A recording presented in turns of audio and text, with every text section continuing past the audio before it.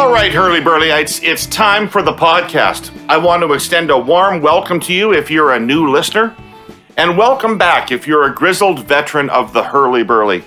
By grizzled veteran, I mean you exhibit one or more of the following traits. When mixing a cocktail, you either agree or strongly agree that it's rum and coke. Remember, I'm a pollster, so this is the kind of precise methodology I prefer. 2, you currently have more than 3 bags of Hawkins cheesies in your larder. Yes, I said larder, just like I'm living in 1943. Number 3, you are almost completely desensitized to the creative use of goddamn profanity in your political content choices. If you mark down a 3 on your scorecard, you are not only a Herle Burlyite, you may end up as the guest host of this show. We have another 2-part podcast today. Part 1 is the noted Canadian economist, Don Drummond. Mr. Drummond spent almost 23 years in progressively more senior positions in the Federal Department of Finance, culminating in Associate Deputy Minister. Paul Martin called him one of the most principled and imaginative public servants with whom I have ever worked. And having worked closely with Don, I can attest to that personally. And subsequent to his time in government, he was Chief Economist for the TD Bank and is now Adjunct Professor at the School of Policy Studies at Queen's University. Mr. Drummond is well outside the consensus on pandemic stimulus spending, and we're going to talk about that. Part 2 of the pod is our ever-lovin political panel with Scott, Reid, and Jenni Byrne. We'll pick up on my conversation with Don Drummond. We'll get into the goings-on at both the Liberal and the NDP conventions. April 19th is Black Box Budget Day. There's been almost no signaling about what it's going to contain. We'll talk about that. Is the worm finally turning on incumbent premiers during COVID? The declining numbers for Kenney, Ford, Moe, Pallister, even Legault would tell you that. And finally, we'll each throw out our hey yous for the week. Don Drummond, thanks for coming on the Herle Burly. It's really great to have you on. Thank you, I have such respect for you. Thanks for doing it. Hey, how are you? I haven't seen you in a long time. We've been through a hell of a year. How are you doing? Where are you holed up right now? I'm in Ottawa. I find it very interesting because 2020, I would say, ties the busiest year I've had in my life. The first being 1995, and you were there, and you know I got kind of busy on the fiscal front. And then I have a habit of being wherever crises land. And then, of course, I was in a big bank when the financial crises landed in 2008. So those 2 years kind of stood out. I thought those would be the pinnacle of the pressure.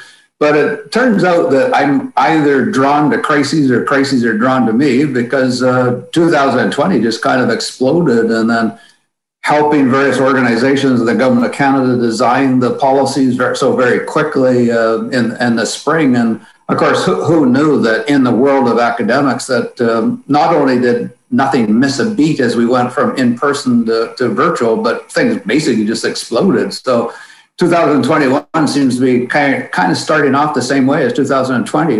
Very interesting, but boy, the one thing I think we need to permanently change our mindset is we can no longer stand back and be surprised when shocks happen. They come at least every 10 years. And now the inventory of the sources of them, they used to be garden variety economic cycles, and we kind of knew how to deal with them. Then we got a financial crisis. Now we got a health crisis, and we know natural disasters are coming given the changes in the environment. So we really got to change our mindset and kind of built in plans to accommodate them. Has anything surprised you, Don, about how Canadian governments have handled the pandemic?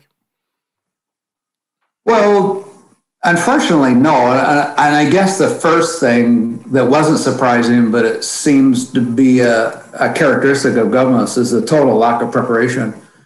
Even though we did kind of get a mini trial run with SARS in 2003 and H1N1 in 2009, but I guess it brings home again, governments really can't run programs.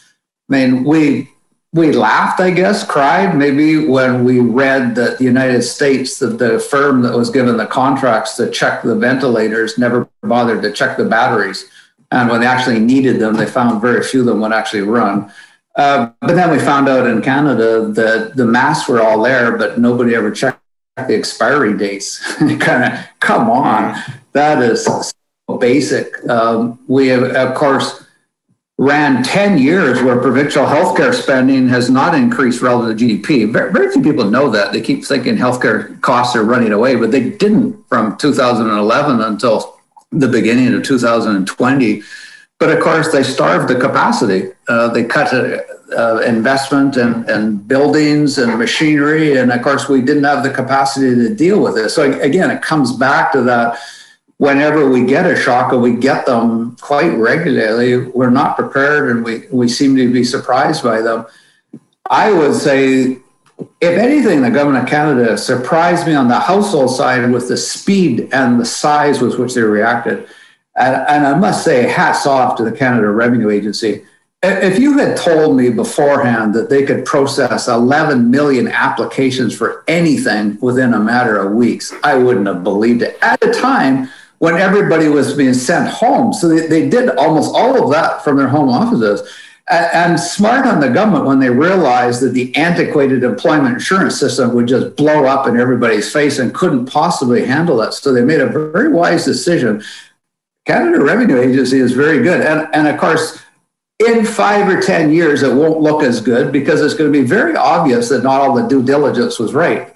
But whoever does that kind of post-event audit needs to keep in mind, it looked like the economy and households' finances were going to totally crack.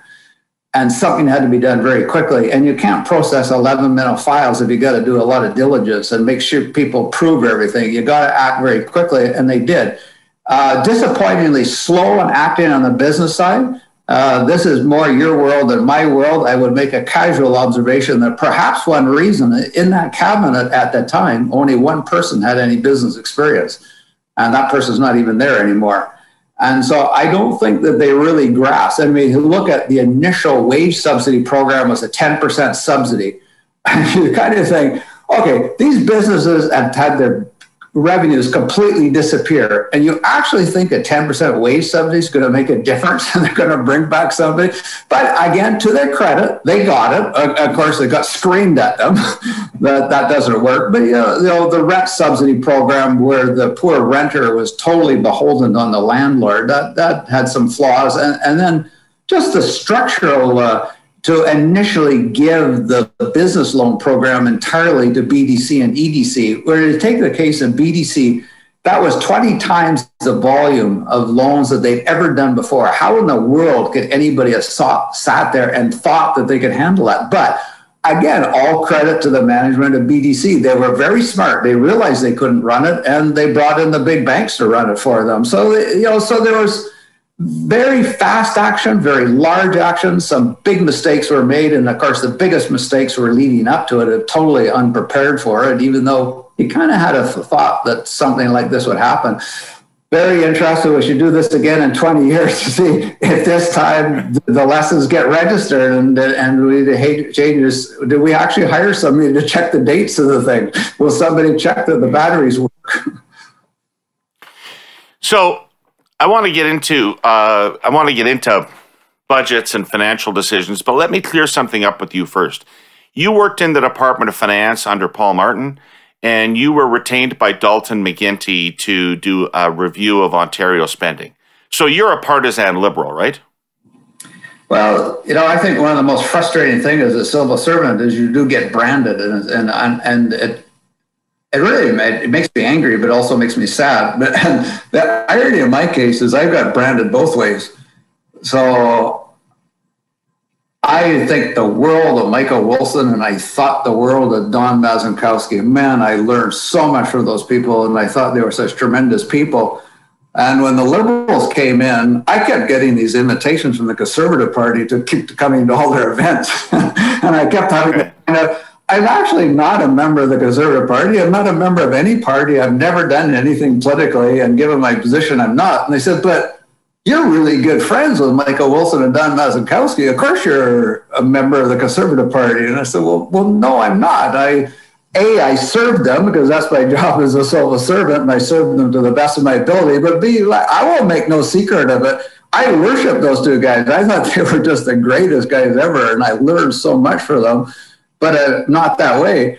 And then the irony of having been branded a conservative, then when the Conservatives actually did come into power, I somehow got branded I was a Liberal. And why did I get branded as a Liberal? It's because I served to the best of my ability Paul Martin and Dalton McGuinty, who I also thought were the greatest people ever, and I would do everything I could for them. But I don't think I've ever done anything in my policy advice, or certainly done anything in my personal advice that tipped me one way or the other. NDP, Green Party, I spoke at the annual convention of the Green Party. I've done things with the NDP, but I think a lot of civil servants are there.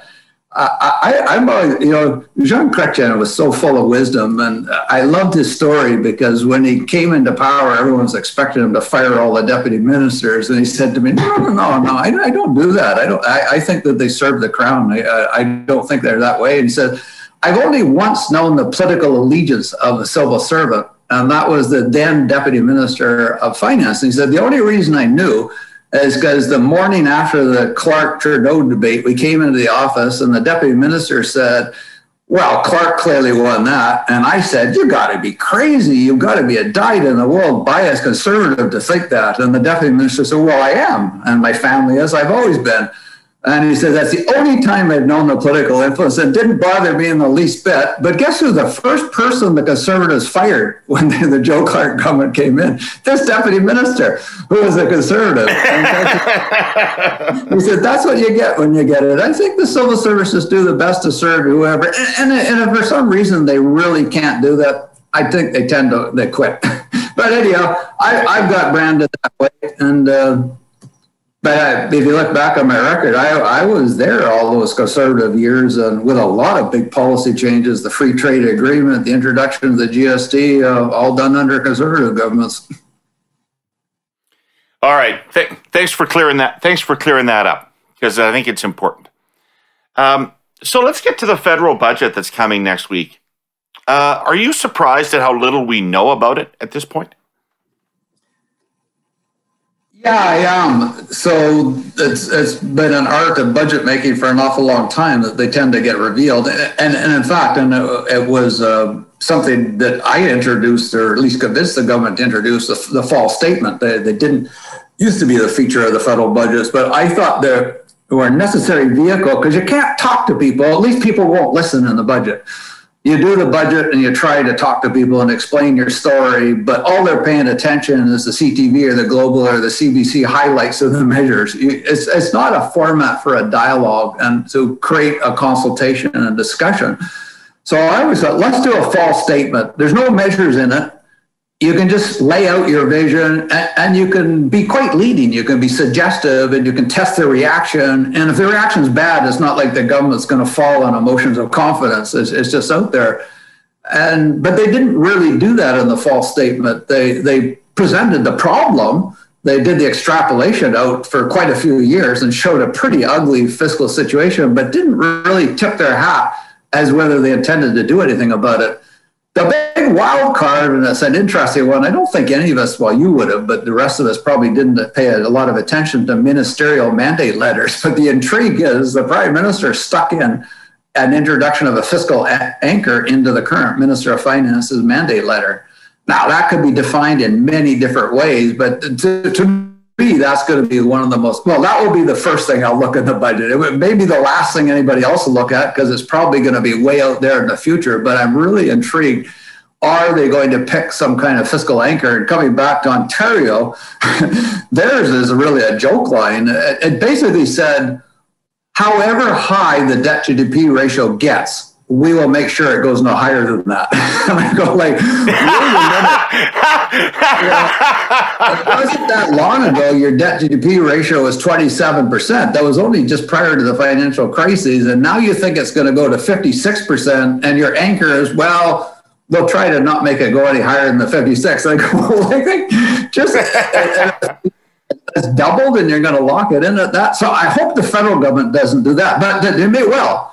I mean, their projections show that their net debt to GDP ratio, which was about 30% before the pandemic, has risen to above 50%. And I wouldn't be surprised if their projections just show that it's going to stay there forever. And of course, if you project it's going to stay there forever, that means all the risks are on the upside and it could go up even more.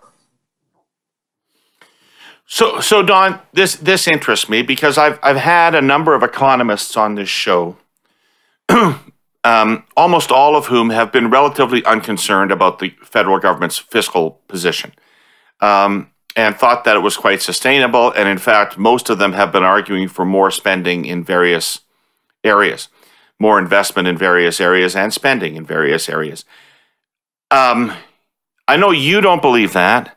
I know that Scott Clark and Pete DeVries have written that the government should raise the GST to pay for the current consumption that's going on.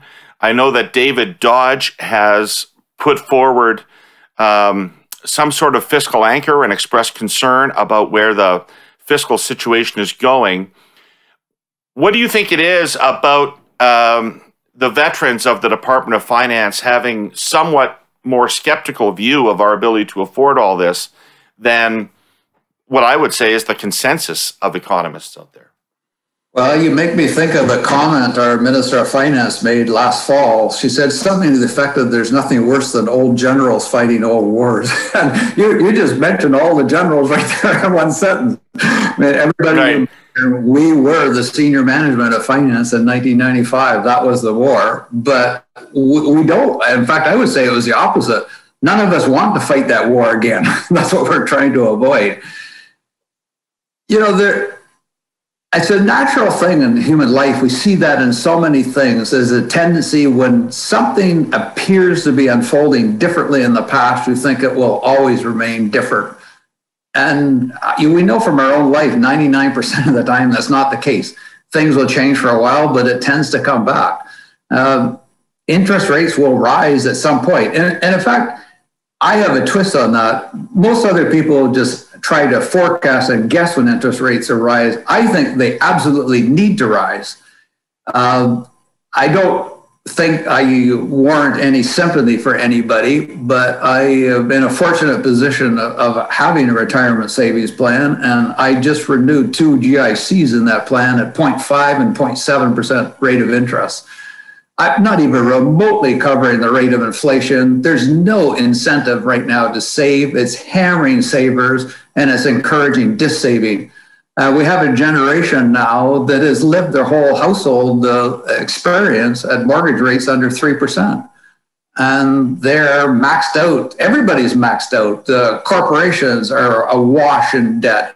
Governments are awash in debt. Households are awash in debt. That is a very dangerous situation, which has not fallen apart at the moment, but it creates vulnerabilities. The other aspect of this that nobody thinks about is the intergenerational fairness part. We are passing off a massive amount of debt to the next generation. Like, one of the most immediate things is the governments of all stripes in all countries in the world have responded enormously fiscally to the pandemic, and quite rightly so, but who should pay for that? The benefits of it, if we could put it that way, are being enjoyed, are being experienced by our generation. The current generation is for us. It's not going to have a big effect on the generations down the road. Should we take that and punt it down the road? I would say no. We are already bequeathing. That's Clark and DeVries' point. That's Clark and DeVries' point, yeah. A huge cost to the next generation for the environment. And it's going to take a lot of their resources to, I was going to say clean up our mess, but that may be too ambitious. And maybe just adapting to our mess and coping with our mess is probably too big a problem we've handed off to them. And we can't be saddling them with all that debt and a really high tax burden at the same time. I think we really need to worry about that. So I think we need, in the next decade or so, to have paid for the extraordinary costs that were associated with the pandemic rather than punting them down the road to somebody else. And I think we shouldn't be handing them a debt burden much over 30% of our gross domestic product. And remember, too, if they follow through on it, this generation is going to be paying a carbon tax of $170 a ton. That's going to have a big economic impact that you don't want to be saddling them with an awful lot of things while they are presiding over the excellent, absolutely the right thing, but the transition to net zero is going to strain everything to the limits, and they need some capacity to deal with that. You know, we talk about their 1990s when working together. I so often think about the reform of the Canada Pension Plan.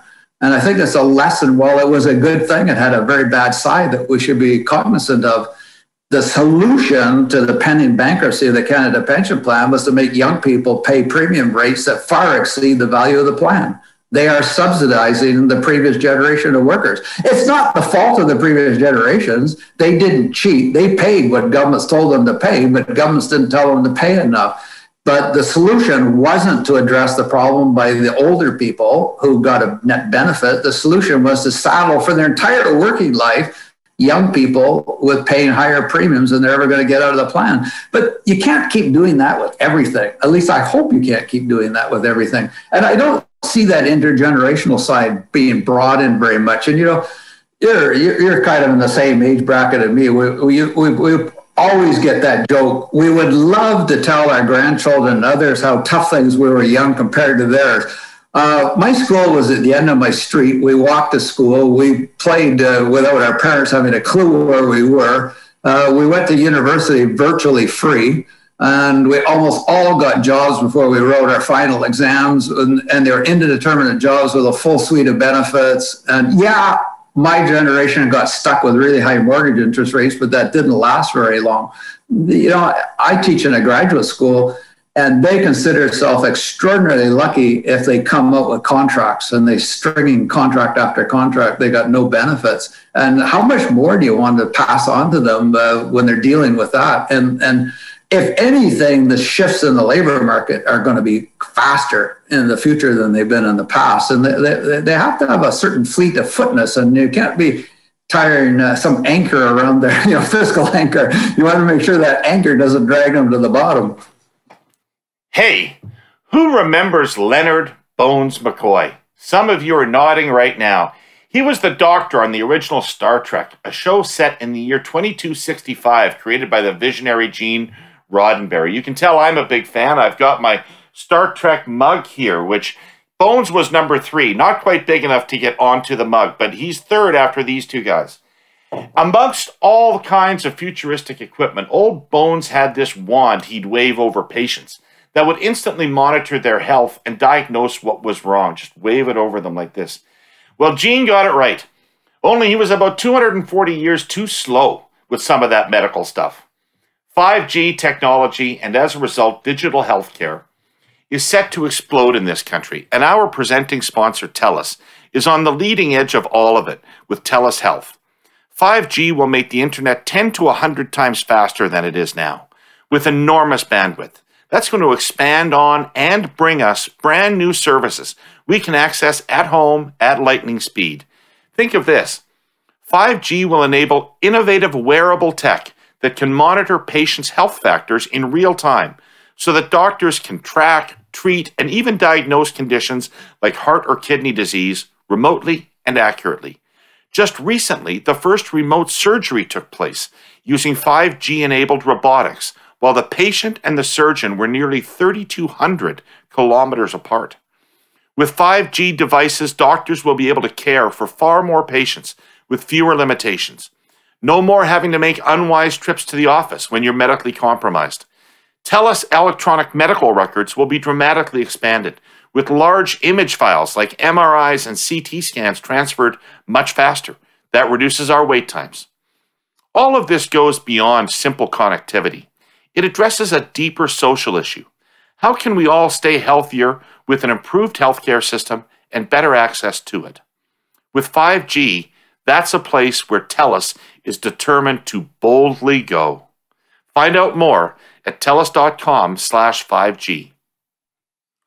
But what kind of anchor is it, Don? So, the people that are less concerned tell me that there's no risk of real inflation as far as the eye can see, and so therefore interest rates don't have to rise. Interest rates are so low now it almost doesn't make any sense not to borrow money at these interest rates. And plus, everybody else in the world is doing it. And plus, now we're borrowing from ourselves. We're borrowing from the Bank of Canada.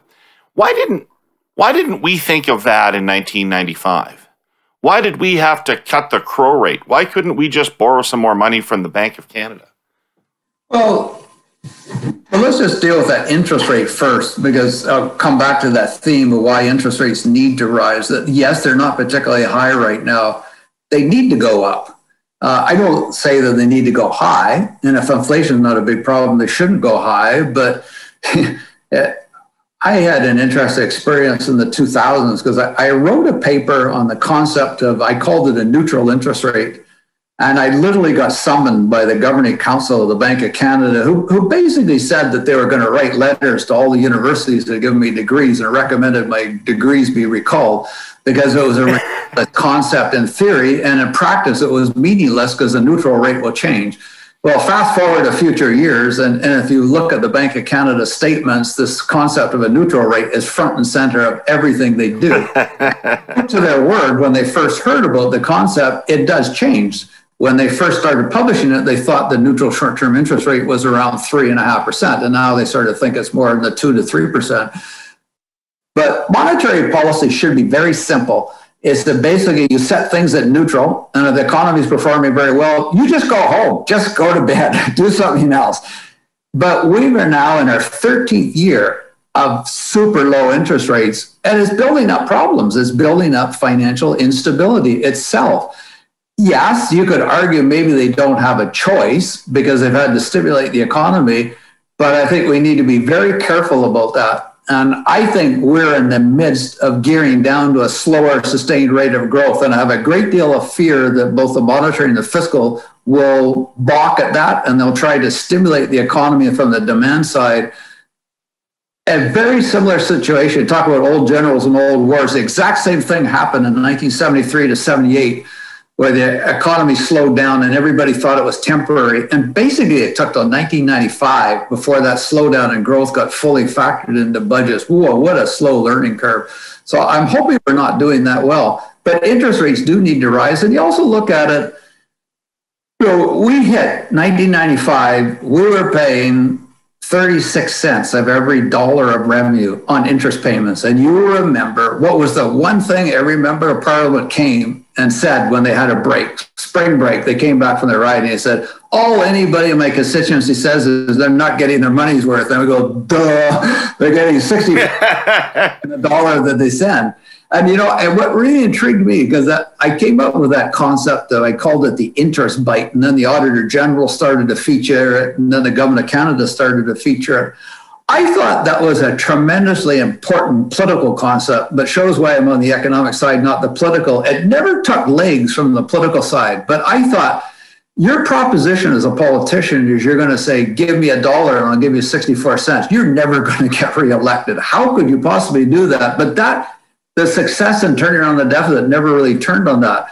And of course, with the interest rate so low, it's lower than that. You mentioned David Dodge's rule. His is try to keep the payments under 10 cents. But still, if you want healthcare and you want education, there's 10 cents that you might as well stick in the fireplace and burn it, because that doesn't help you pay that doesn't help you pay for current services. And if and when interest rates go up, that 10 cents was slow. I think part of the problem with economists is they've been searching for a single fiscal anchor, and it doesn't need to be that. I would think the ultimate one is the debt to GDP ratio, but there needs to be some markers along the road. I think we need. Can I stop you for a sec? Let's just clear one thing up. Even in 1995, you didn't believe that we needed to adhere to a year in, year out balanced budget target, did you? You believe in more flexibility than that. It's very interesting because somewhere along the line, thou shalt balance the budget got elevated to the 11th commandment. And I guess it's because it's a simple concept to understand. And of all the fiscal concepts, it's one that people can relate to from their household situation. You got $2,000 net income per month. It's pretty hard to get by unless you're spending about $2,000 per month. But of course, there's no need to do it. And if you adhere to a debt to GDP ratio of 30%, for example, as long as the economy is growing, you could run deficits. That's perfectly satisfactory. So no, I don't think there's anything particular, but I do think it's a useful milestone to get the debt burden down. You're actually going to have to run surpluses for a while, and you would have to cross through a balanced budget. And I would hope this budget would aim to balance the budget some point around mid-decade. I think you need to be cognizant of the interest payments as a percentage of revenue. But the problem with the David Dodge rule is, while interest rates are very low, you could build up a massive amount of debt. And if rates rise, you're stuck. You're far too late to deal with it. You've gone too far. There's a problem with the guardrails that the Minister of Finance talks about in the labor market. The labor market is a lagging indicator of the economy. By the time you touch those guardrails, you've gone too far. So that's a bit problematic. I think some people have suggested program spending relative to GDP. The problem with that is you don't really know it's the ideal level. But I come back to another point that I want to make that nobody makes. It's not just a matter of how much you spend, it's how you spend it.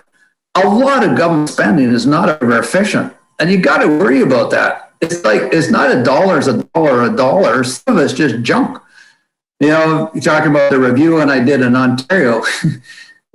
Yeah, they got, well, at that time, they had $3.4 billion worth of business subsidies if you counted the spending and revenues. And none of it would really work unless breaking a market failure. And I would ask manager after manager, what is your program accomplishing? And they would say, well, we created 500 jobs.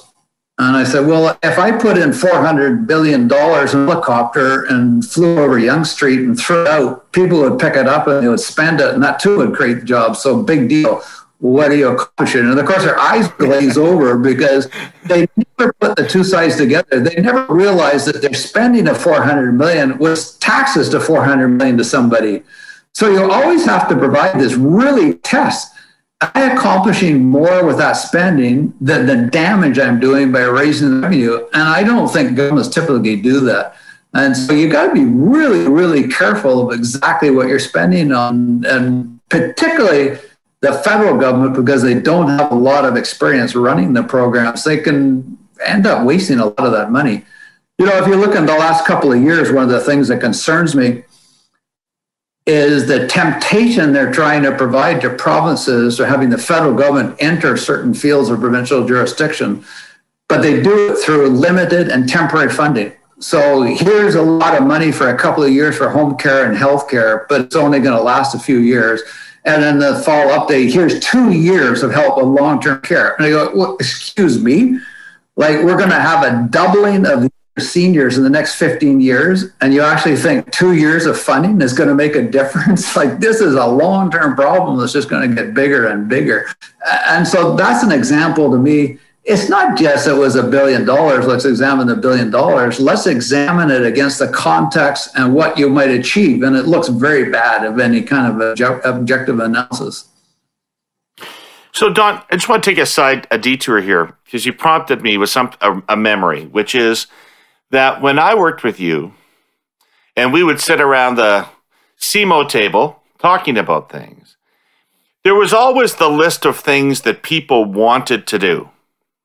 And then you always had a list of what you called pressures. And those were things that nobody really wanted to do, but they were going to have to get done at some point. They were sitting out there building up.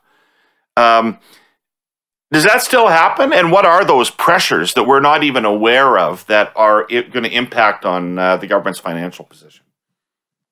This is why old generals fight the old battles, because it's exactly, we can just rhyme them off from the fall update. The one that bothers me the most, and you'll remember this file that drove us crazy in the 1990s, our old friend, the employment insurance account. But it's the opposite problem. We dealt with a problem that was generating huge surpluses, and the government didn't want to give up of all the revenue because it was helping reduce the deficit. It did finally get resolved. I recall we did 17 presentations at the ministerial level before that one got to a decision. In the fall update, they did not say anything about employment insurance premium increases going forward. They've frozen the rate for this year and next year. There's a piece of legislation that makes sure it has to balance every 7 years. If you look at their projection of revenue, you will see that there's no premium increase there. So they've either have a huge premium increase in the 6th and 7th year, or they're breaking the law, which is a pretty harsh thing to be doing in your own statement. So there's about $6 billion of pressures right there. Not sexy stuff whatsoever. It's just simply billions of dollars to prevent skyrocketing employment insurance. And if you want to get a reasonable economic recovery and you want people to come back into the job market, why in the world would you want that? We're already back to our old friend CPP for the first time since the 1990s. Those premium increases are already. And then there's a whole bunch of pressures that the government has created themselves. They've said they want a national farmer care program. You name it, it could be up to $100 billion. They said they wanted basic income. That's $50 to $100 billion. They want a national child care strategy. They want a national training strategy. Of course, always you have to wonder, in the current environment, can you have a national anything? And probably not until you address one of the trickier problems, the Canada Health Transfer. I mean, the Harper administration, bless their hearts, if your goal was to protect the federal fiscal framework, they did a pretty good job. You could argue it wasn't fair, but they capped the Canada Health Transfer and they capped the Canada Social Transfer. They increased the age of entitlement for old age security. When bizarrely the Liberals unwound, which I don't understand. But at a time when healthcare spending are soaring and against an environment that status quo health spending will probably increase about 5 or 6%, the federal government's restricted the growth to normal GDP, which is probably going to be only about 3 or 3.5%. So the federal share of health spending is going to be forever declining. It's already declined. It's going to forever decline further.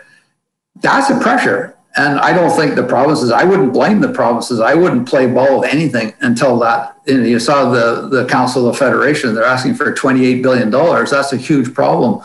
So whatever money you can get your hands on is probably going to have to deal with those pressures. And of course, we're wanting to make the net transition to zero. Now, a lot of the heavy lifting can be done by the carbon tax. We'll see how that plays out, but there'll be additional expenditures to accomplish that.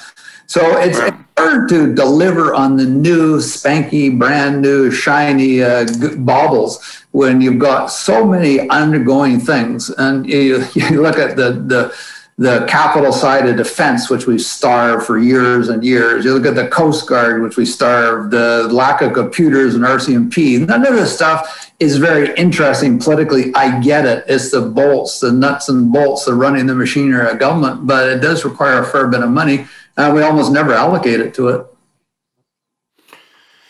Okay. So the most potentially exciting part of the budget may be the $70 to $100 billion growth fund that the premier said, that the minister said would be in this budget. Unspecified what it would be for, announced quite a while ago, and projections about the economy change, etc. Do you think the government should be spending, putting a $70 to $100 billion into a growth fund right now? And if so, what 70 to 100 is a big range.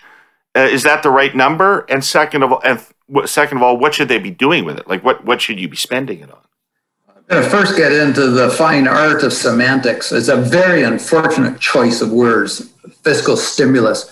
Because fiscal stimulus, rightly or wrongly, has become to be understood as one thing, and that you're trying to stimulate the economy, and you typically stimulate the economy by raising demand. In particular, you try to get households to spend. That is not the issue. Household income, bizarrely enough, well, not bizarrely enough, it's because of the massive government assistance. Household income has actually gone up over the course of the pandemic. All the CEOs are talking about, we don't know what the heck to do with all the deposits we've got. We're having a hard time finding drawers to stuff the money that people are depositing in the banks anymore. And we see it with our eyes. If at this very moment in Ontario, we were physically able to go in the stores, you and I know what would happen. The stores would be full. We don't have, for most people, and I really hasten to add that because this pandemic has had such a sharply differentiated effect across people. And I'm not saying the statement applies to everybody, far from everybody. A lot of people are really hurting very badly, but on bulk, people have got the wherewithal to spend. And even when they've been physically constrained, they've still been doing it. They're showing up for the curbside delivery. The Amazon deliveries are going up and down my street every single day. Some of them are coming to my door, I must say, as well. That doesn't seem to be the problem. We do have this, unlike even unlike the financial shock of 2008, this has been, an economist term, a supply side shock. It's been a shock to our capacity.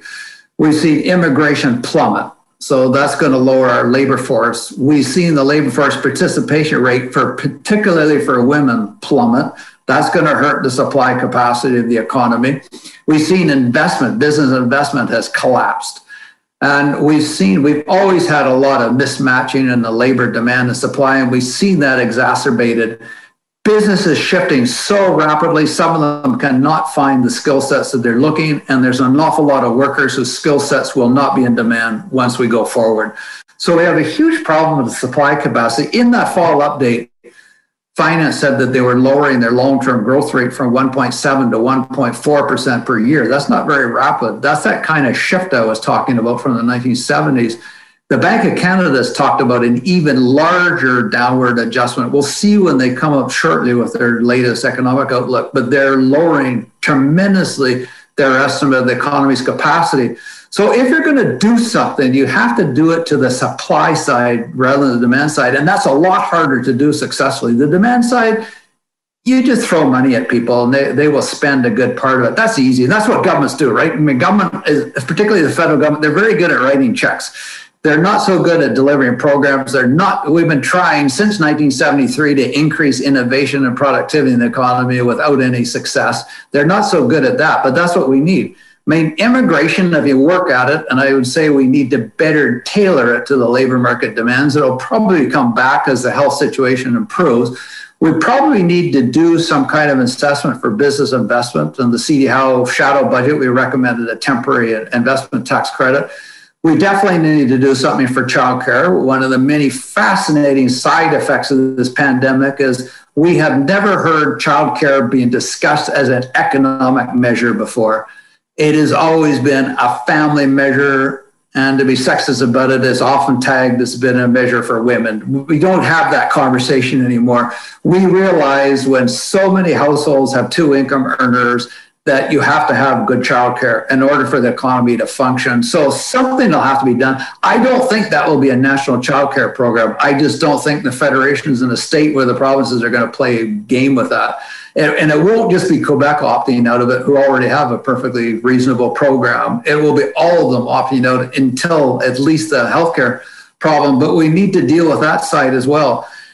And of course, $6 billion of the 70 to 100, I think, should be allocated to prevent the employment insurance premiums going up. So some of it will be needed, but it'll be needed in a very, very different fashion than we've caught. And they really should stop calling it fiscal stimulus. It's not stimulus in any way of the conventional sort. Do you consider childcare to be a current consumption expense or an investment in infrastructure in the future? Well, it's both. I think just in terms of current consumption, obviously it helps households. It's an investment in the future in the sense that we know it increases the labor force participation rate. We saw what happened to the female labor force participation in Quebec when they went with the original $5 a day plan and then the 7-day plan. The labor force participation rate went up quite dramatically, and that raised the supply capacity of the economy. So that is an investment, but it's both. Because I don't think we'll see a national childcare program, you can deal with some. We have kind of a stingy tax deduction for childcare expenses right now, and that could be improved. And the same thing could be said on the pharmaceutical side. We have fairly stingy treatment of medical expense deductions. And if you get very high medical expense deductions, you're kind of capped at the moment, and that could be addressed. And that will go a fair ways at a much, much lower cost. We're talking about a couple of billion instead of 100 billion of dealing with those problems. But that comes back to, it's not just how much you spend. You got to be smart. You got to be strategic. And I think we need to get in the concept, if you want all these big, expensive programs, they have to be paid for. And they shouldn't be paid for by my grandchildren. They're going to have enough on their plate to handle with the bad stuff we're handing to them. But why should they pay for a national pharmacare program? Why should they pay for a basic income? If we're going to do this stuff, you got to raise money. And of course, the most effective and efficient tax vehicle we've got for raising money is the GST, or in the provincial context, the HST. So since they said they were going to spend $70 to $100 billion, Biden has come out and has put $6 trillion of spending to the American Congress.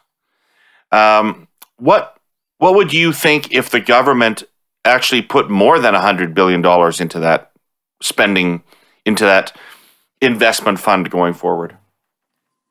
Well, first of all, like in many things, I don't think we should be blindly following the United States. They're in an unbelievable fiscal mess with very high spending and a huge structural imbalance. They have, relative to Canada, fairly low tax, and they seem mightily resistant to change that. They don't have an energy-related tax. They don't have a broad-based sales tax, for example, and they tend to have, not everywhere, but in most places, they have lower personal income taxes than we do. But now they're spending. Now, it's a little bit apples and oranges because part of their so-called fiscal stimulus package is things that we already have. So, for example, it's a more reasonable employment insurance benefit, but we already have that, and we augmented that for the CERB. So we've done a lot of the stuff that they're already thinking about. And a lot of, they're sweeping everything. It's the kitchen sink and the toilets in there and the bathtubs in there as well. And they're all calling that as part of this fiscal stimulus, but it's part of the ordinary government spending that they've neglected for an awful lot of time. But, you know, they are, for the moment, neglecting their big debt issue and their under-taxation effort. And I think that's going to hurt them. And unfortunately, if that hurts them, they're going to hurt us. But I don't want to follow that. I think we can do a better job on our own. And again, it's not just a matter of how much we spend. We've got to spend smarter. I don't see as much effort being doing it. And come back to doing the Ontario Commission. That was really my focus. If you're going to, it's funny in the Ontario budget because they did a 10-year projection and they showed that they can kind of restore the fiscal stability. And all they need to do is keep program spending at 2% a year. And I was like, that's easy, nothing to see here, look away. And I go, wow, to constrain healthcare spending was restrained at 2% a year, education was spent at 1% a year. These are big declines in real per capita terms. That's very tough. You cannot pull that off unless you increase the effectiveness and the efficiency of that spending. That's the tough trick. And this is going to be the really interesting thing in the drive to net zero, because the government's going to be tempted to introduce all kinds of new programs, but will they work? Because the record on that's not been great in the past. And the litmus test for them, like if you give somebody $400 million, it doesn't mean a success just because they spend their $400 million.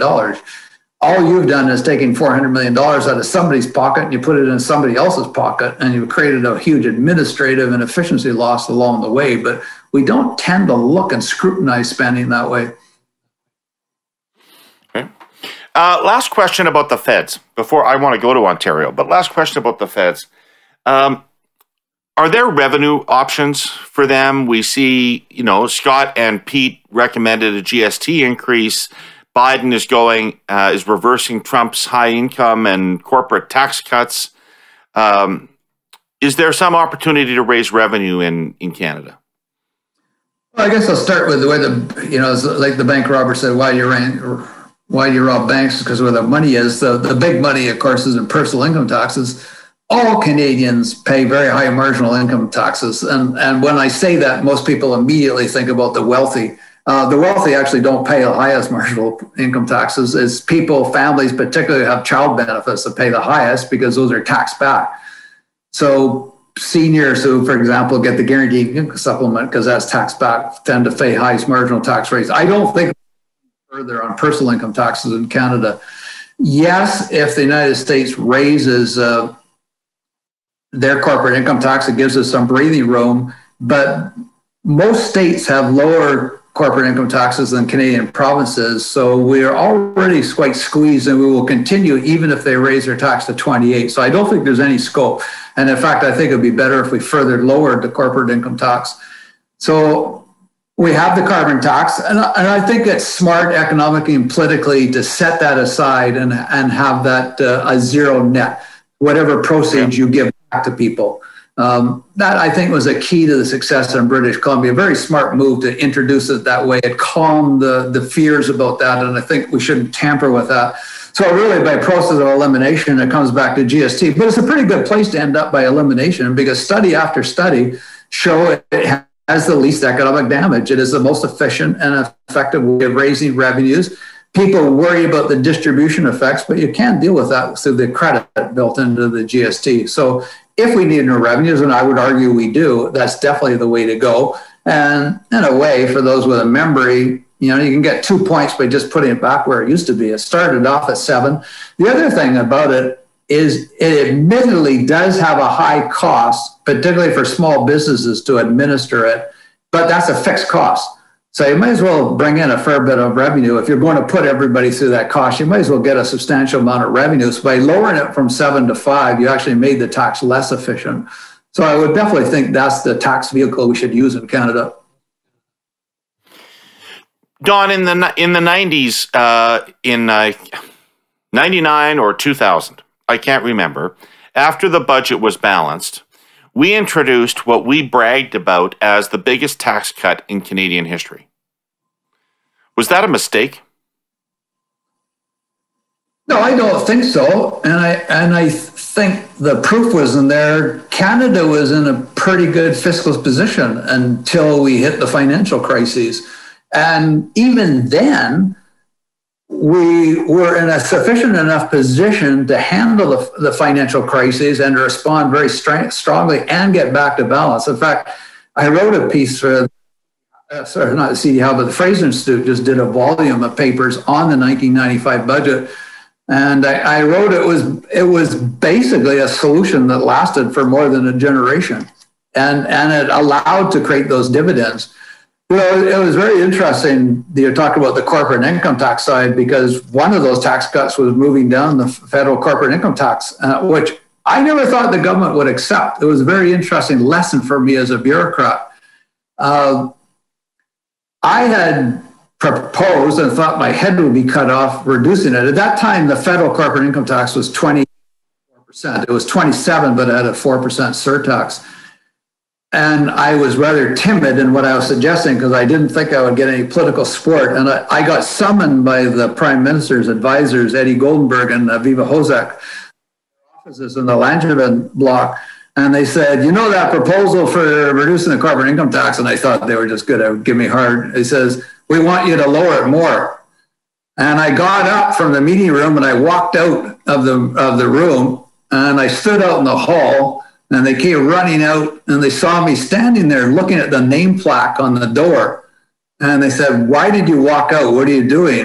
And I said, I thought I was in the wrong place. I thought I was mistaken in the opposition. Because I thought I heard the Prime Minister's office tell me that you wanted to lower the corporate income tax even more. That's a lesson I've always thought. And I talked to Chrétien about it at the time. And he says, no, I think people get it.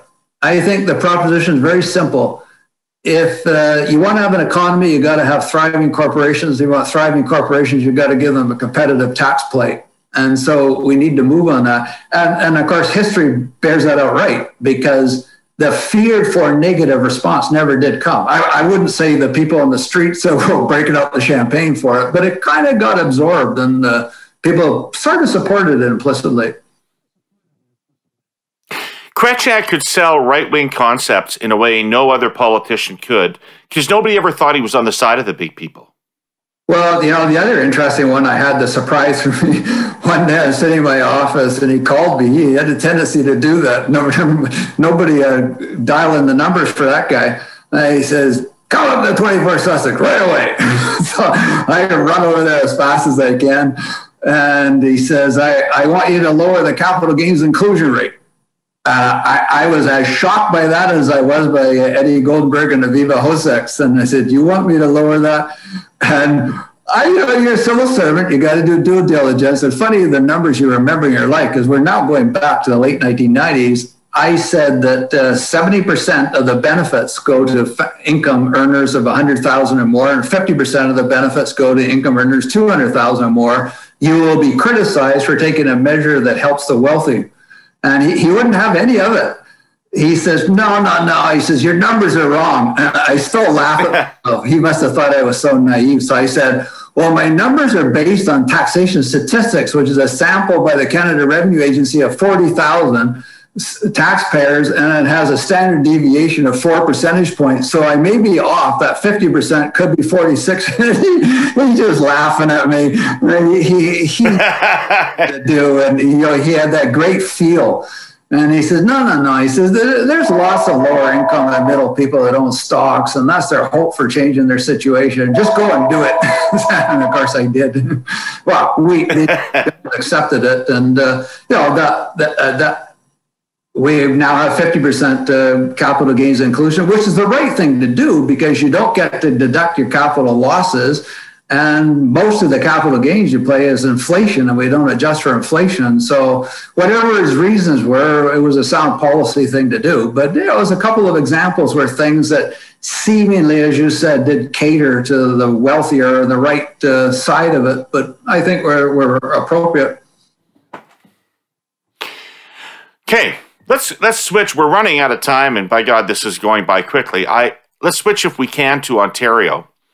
They recently released their own budget, which you referred to earlier. I had Peter Weltman on this show a couple of weeks ago, and I'll paraphrase him, and he won't like it. But basically, if anything, I think his point of view, without having done a full detailed analysis, his view is if anything goes wrong, Ontario is fucked. Like there's no margin. There's no margin for error there. Right up against it. Well, I would put that quite differently. I would say if everything goes very well, they're in deep trouble. As I said before, they provided a projection going out 10 years. Their unfavorable economic scenario features annual GDP growth of 1.8% a year from 2019 to 2029. That is above my base case scenario for Ontario. I think growth in Ontario is likely to be at most 1.5% and could be less than that. So they put this title unfavorable on a growth scenario I think is far too optimistic, and it shows a terrible fiscal result. So that's why I say they're assuming things are going to go absolutely great, and they still end up at over 50% debt to GDP ratio. Ontario, if you ever do a graph of their debt to GDP ratio, it makes me think of a stair climber gone very bad. Stair climbers go up and up and up, but eventually they come down and you can get off the thing. Their stair climber just goes up and up and up and up. It never even plateaus. Every time there's an economic shock, Ontario's debt to GDP ratio jumps up, and after a long period of strong economic growth, it never comes back down again. So they ratcheted it up from the economic cycle of the 1980s. They ratcheted it again in the 1990s. They ratcheted it again in the financial crises. Their debt to GDP ratio was 27% just as recently as 2007, and now it's over 50%. And they project, even in their most favorable economic scenario, which is wildly optimistic, that it won't drop below 50%. That's a big problem. And it's much more serious at the provincial level because you said everyone in the world is running large debts, but it's a little harder for a province to attract that kind of financing. And they don't have some of the offsets, and shocks are more likely to happen at a provincial level because provincial economies are more specialized than a national economy. So I think they're looking at a very hard problem. And I think they were very deceitful in their budget. And I'm very disappointed in the media coverage of the budget because they said, as I put it before, there's nothing to see here. We'll solve this problem by keeping spending at 2% a year, as though that's not difficult. And nobody in the media called them on it. That is very, very difficult. That tightness of health and education spending is actually lower spending than I recommended in my 2012 commission, and I thought that was going to be very difficult. Healthcare spending left to its own devices with population and aging growth and all the other pressures will likely increase 5 or 6%. It would be enormously difficult to preserve any kind of quality of the services at 2% growth. Education spending at 1%. Ontario for a number of years had a declining school-age population, but thanks to people like me, I am the prime example, 2 grandchildren hitting the school system. The grandchildren of the baby boomers are hitting the Ontario schools, and the school-age population is going up again. There's a lot of pressures in there, and you cannot, without dramatic changes increased the spending by only 1% a year, which is a big real per capita decline. Very deceitful to present that as that's not a big deal, and bad on the media for not pointing out, hey, wait a minute. They look like they're giving comfort here, but this is built on quicksand. This is a really tough box to get out of. So when I was working with Kathleen Wynne, people criticized certainly the last budget for being a big spending budget and being indifferent to the deficit situation. But when the Conservatives were campaigning, they didn't promise to end anything. They promised to find $6 billion in efficiencies. And now that they're in office, they won't significantly cut anything. And I'm not saying this to bash them. It's not my point. My point is that Ontario is so strapped that even Conservatives can't find anything to cut. Because we're down to the essentials. There isn't enough money for the Ontario government to meet the demands that's being put on it. Now, if anybody would know how wrong I am, it would be you, because you did a detailed look. And so let me ask you this maybe fun question. What is the most important piece of advice you gave McGuinty that he did not take? To reform the way they deliver services. That was the hard job, and nobody wants to do the hard job.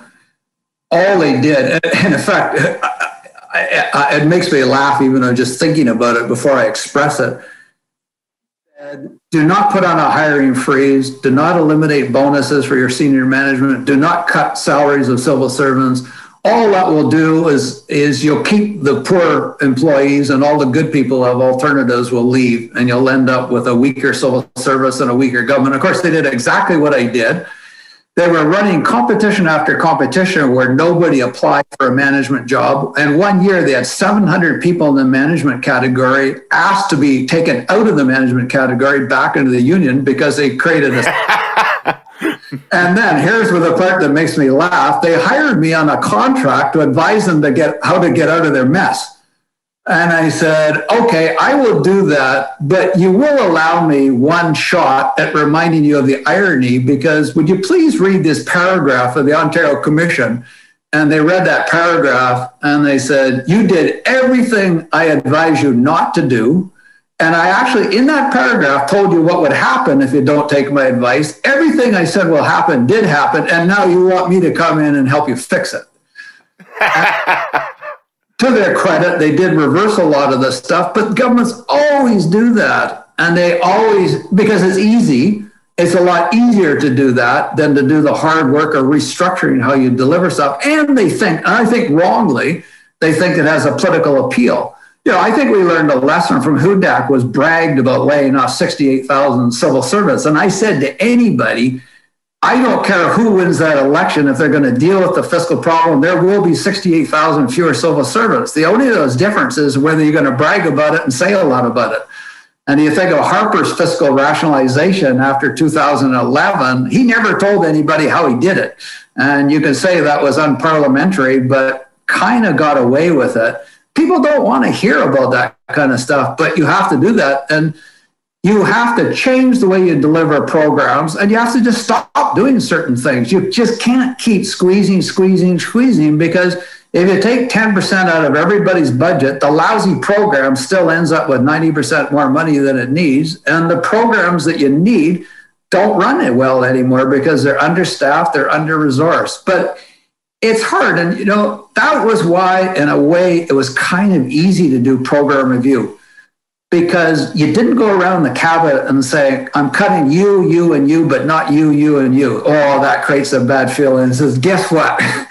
We're mowing you all down. And you don't really have a big comeback when everybody else is being hit in the same way. I always thought, from observing the political side of it, it was a lot easier to manage the cabinet and to manage a government in that time of broad restraint than it was when you had money, because for every dollar that was available, there was a request for 100, and you had to pick winners and losers. It was a lot easier to make everybody a loser, but it's hard. And, you know, before I did the Ontario Commission, they'd had 2 rounds of trying to do that internally, and the suggestions were just pathetic. I actually, prior to that, I was familiar with 3-inch D-ring binders, but I discovered there's actually 4-inch D-ring binders. And there was just proposal after proposal for nonsense stuff that just trimmed the dollar here and the dollar there. Nobody was in the mindset. But if you take healthcare, we need to do health completely differently. If we go back to Tommy Douglas, he had two sides to it. It was health restoration. If something goes wrong, you get in there and you fix it. But he had also, we make efforts to ensure the population's healthy. We've never followed up on that part. And this is, ending up in a long-term care. It doesn't seem to dawn upon us the simplest way of making long-term care safer is to have fewer people in it. Nobody thinks about that. But to do that, you have to have a properly functioning home care. And we don't.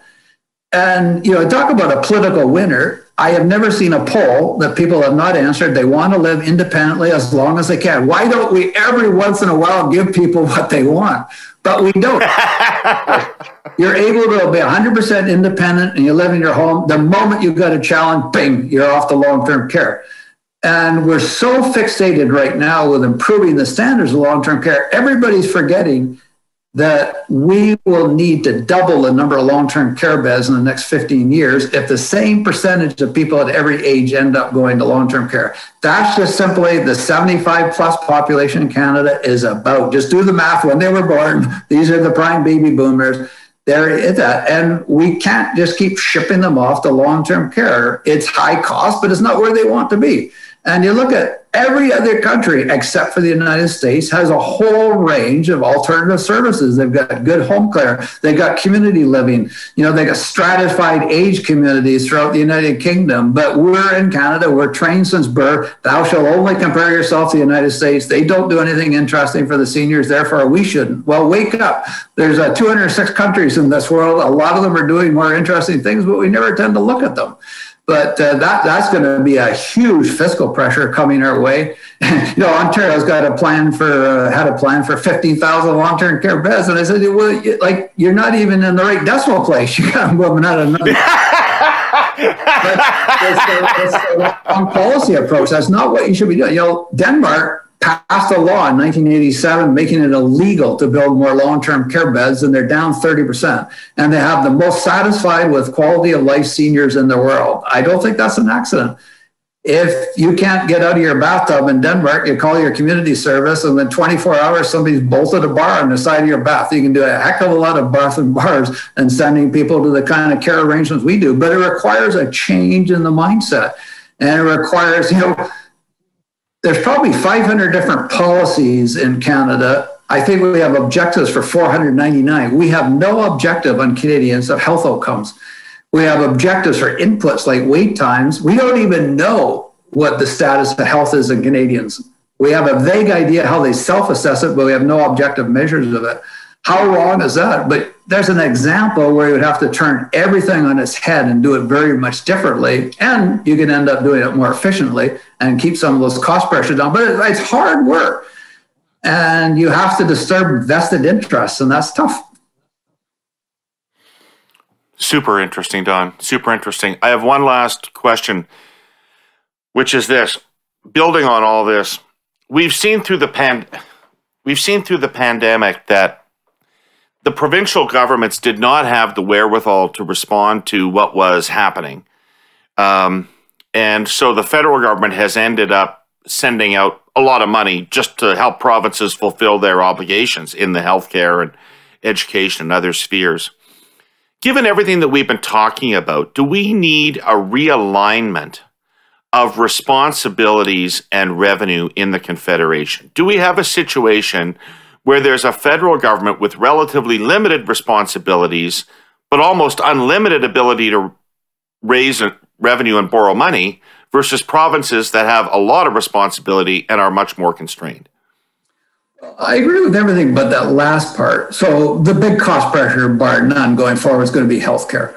So I won't go through the math now, but as I said, just to stand alone, costs in healthcare will probably increase 5 or 6% per year. And that's much faster than the revenues are going to increase from the provinces, much faster than their gross domestic product, and much faster than the Canada Health Transfer. So we do have a big problem. But the debate should come should the federal government pay more of that, or should the provinces just increase their taxes? The provinces have access to every federal revenue source there is, other than customs import duties, which are virtually none. And some of them have access to royalties that the federal government doesn't have. So I think you got a problem and a messiness where the federal government just keeps paying more and more in areas of provincial jurisdiction. You get into this endless problem we get with the house transfer.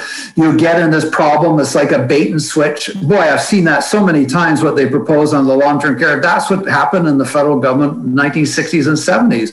They started all kinds of joint programs with the provinces, and then they just cut them and left the provinces hanging. And I thought, boy, you talk about not learning lessons from the past. I don't like that kind of scenario.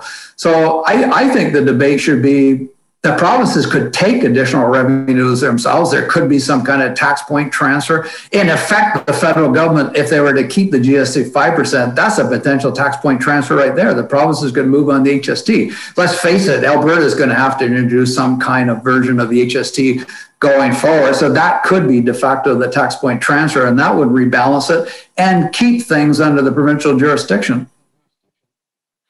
Interesting. Thanks. Don, this has been so interesting. Thank you for sharing your time with us, because you're just such a wealth of knowledge and one of the smartest people I've ever worked with. But I can't let this go without telling people one more thing about you, which is, if your impression of Don Drummond, having looked at him for the last hour, is that he's an honest and upstanding person, let me tell you a story about Don, which is that Paul Martin and Terry O'Leary and I went golfing with Don Drummond one time. And we're excited to play. And we get out there, and Don shows up in running shoes, not golf shoes. Don has his work shirt on, a collared, buttoned shirt. And his clubs look like they're made of wood. Looks like he's got wooden sticks. So Paul and I, with our fancy tailor-mades, immediately decide that we'll put money on this game with Drummond, right? Who then goes out there in his runners and wooden sticks and shoots us like a 74. So he's a sandbagger, this guy, and you got to watch him, because just when he looks like he's got no game, he goes out and shoots a 74. Remember that day, Don? I'll tell you my memory of that. It was called chairman of the board, and after you drive, you can pick who you're going to bet on. And on the 10th tee, I made by far my worst tee shot of the day, and I looked like I was in deep. And Martin said, "Finally, you're going to bet on me," and I said, "No way. You're like as me, but I'm still betting." I mean, he was so angry. That is so insulting. He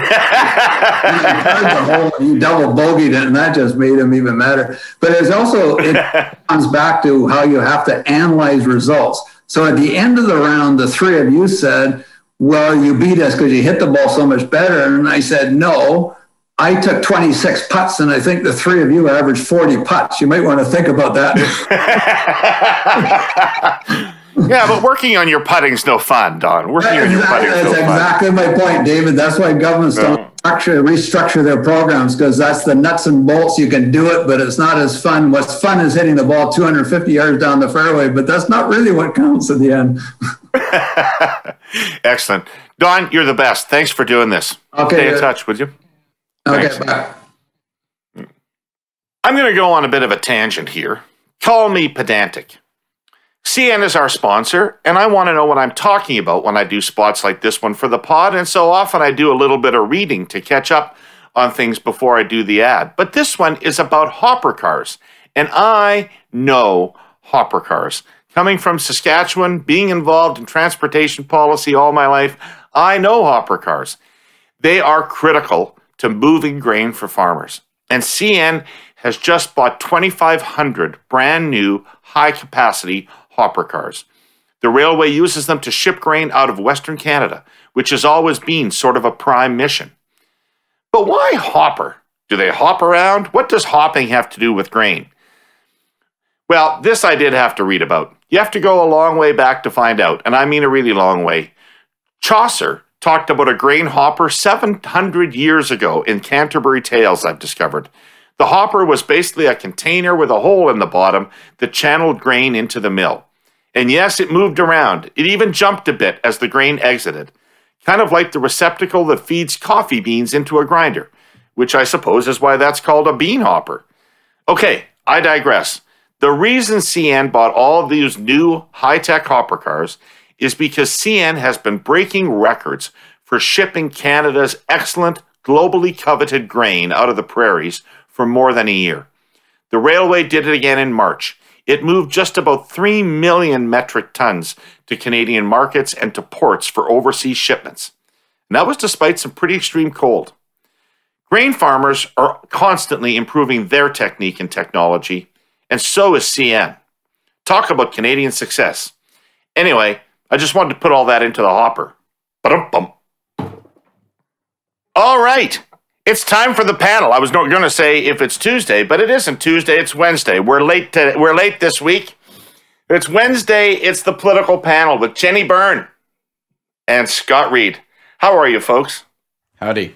All Great. good. How are You're you, great. David? I'm okay. I had my shot this week. I'm feeling good about having done that. That's awesome. It is awesome. It's an amazing feeling of comfort, especially as you watch this thing rip around through Ontario like crazy right now. So it is nice. It is nice to have it done. And Scott, you did I got not it done in get your Quebec at shot. Wakefield. No, I did. I got my shot last week because 2 weeks ago they opened it up in my neighborhood as a hot spot for 50 and over. They dropped it from 60 to 50. But then Doug Ford announced that it was being dropped in hotspots to 18 to 49. 3 of my family members who were eligible went online, applied, punched in their dates of birth and everything. We're very, rule-following creatures.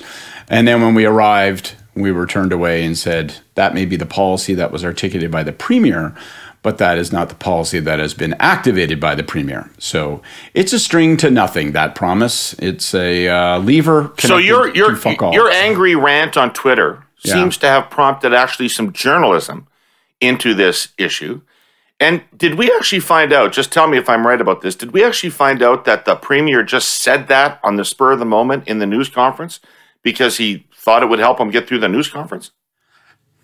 No one was really willing to acknowledge that. I was told that in the tech briefing yesterday, they asked the question and officials squirmed, acknowledged that they had to make some changes rather hastily that were not entirely effective in the aftermath of his commitment. That's what bugs me about it. I actually don't think, I know we're going to get into this, but what bugs me about it is I don't think it's a story about, and I'm not going, I swear to God, I'm not going full Karen, okay? I'm not standing on the front lawn of the vaccination clinic with my expensive shoes and handbag and screaming why can't I go first? What bugs me is that, I think what you've said is exactly right, David, and it's what frustrates me. It's that I think that under heat, the Premier thought, you know what will make people like me in this moment is if I say that in hot spots we're actually opening up to everyone. And so I'm going to say that, and now I have said it, and I feel very happy with myself, and he wandered off, and that was it. And it was 6 days later, and they're booking appointments, and things are happening. And then people are just getting turned away. There were people being turned away in the lineup I was at. Well, droves would be an exaggeration, but there were at least 5 people turned away in a similar circumstance. And you kind of go, well, fuck, man. On something like this, if you make a promise, make sure that you have the infrastructure in place to keep that promise. And now they're saying, well, now we're just talking about mobile units.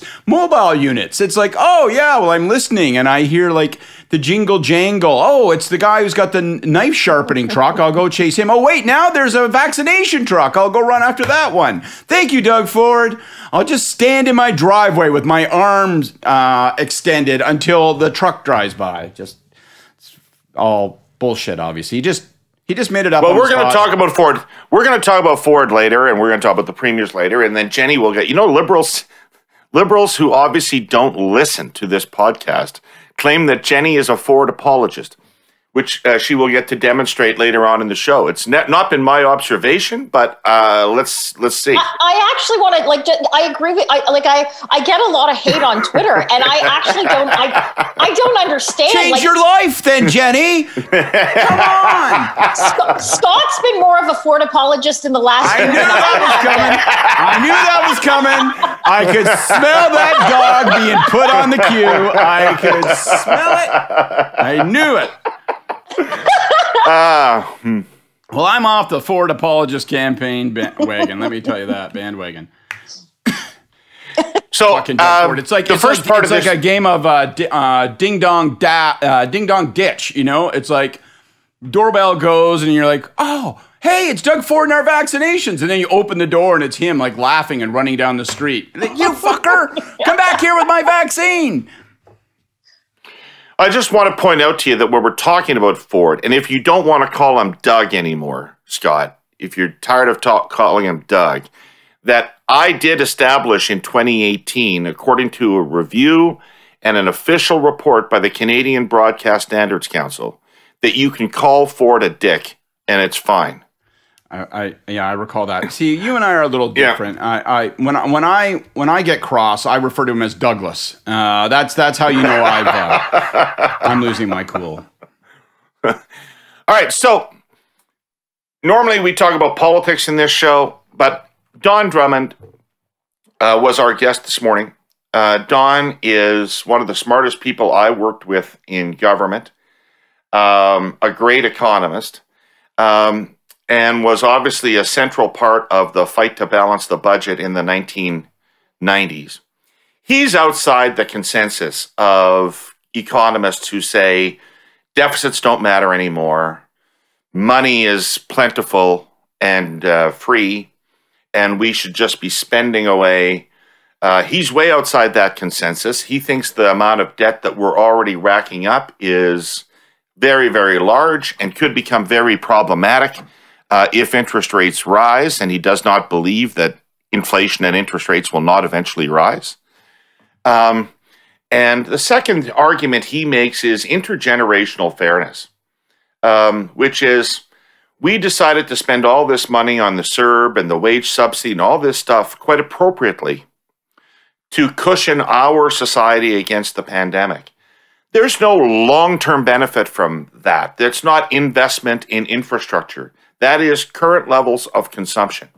And his question is, why are we going to pass $1 trillion of debt that we spent on current consumption down to future generations who already have to deal with fucking climate change and the gig economy and everything else, and then we're going to pass this debt on to him? He thinks that the responsible thing for government to do is to raise revenue, both to deal with the existing deficits and to take care of any additional consumption spending that they plan to do. He doesn't have a political point of view of spend or not spend, but I think his view is that if you're going to spend, have the courage to raise the revenue to pay for it.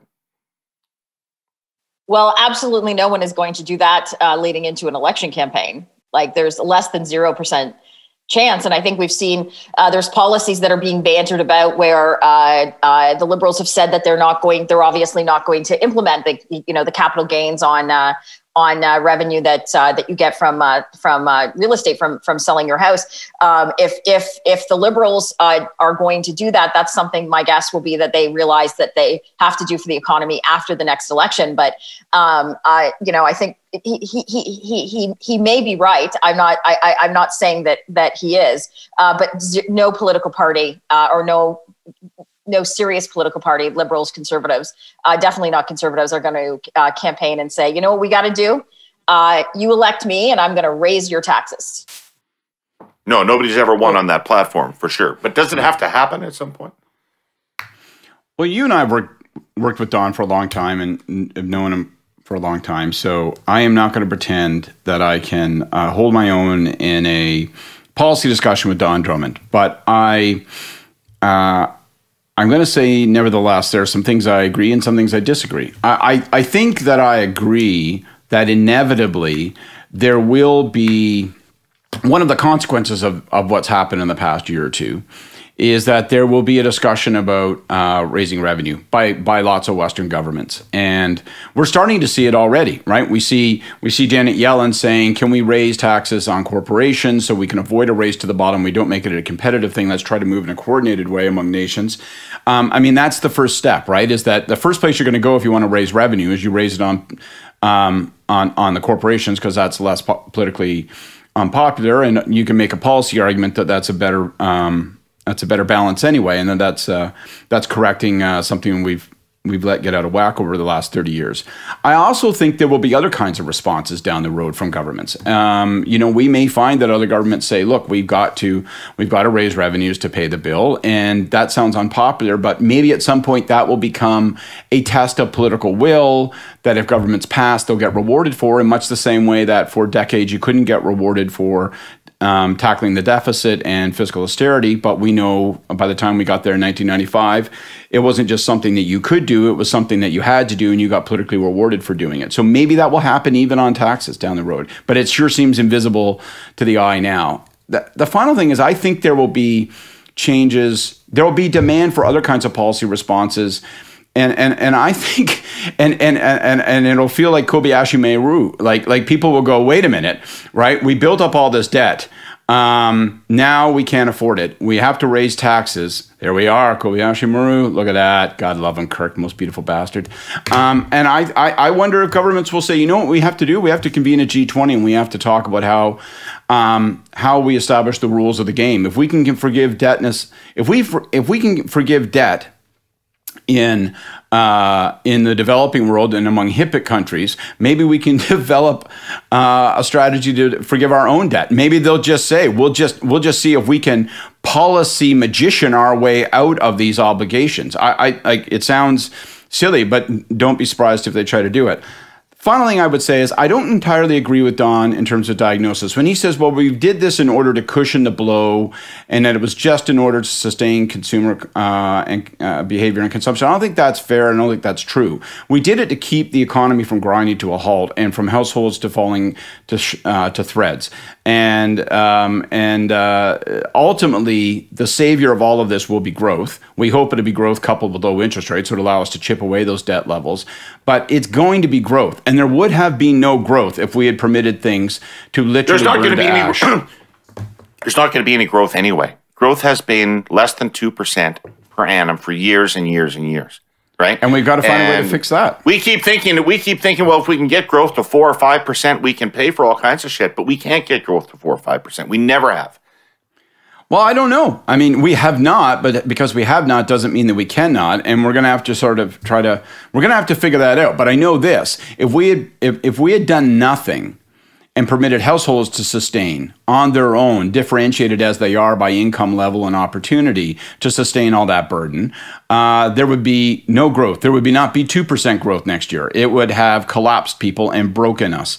And so it wasn't just to cushion us. It wasn't like we're like, oh, can I keep my record collection and my expensive coffees? No, we were doing it to stay above water.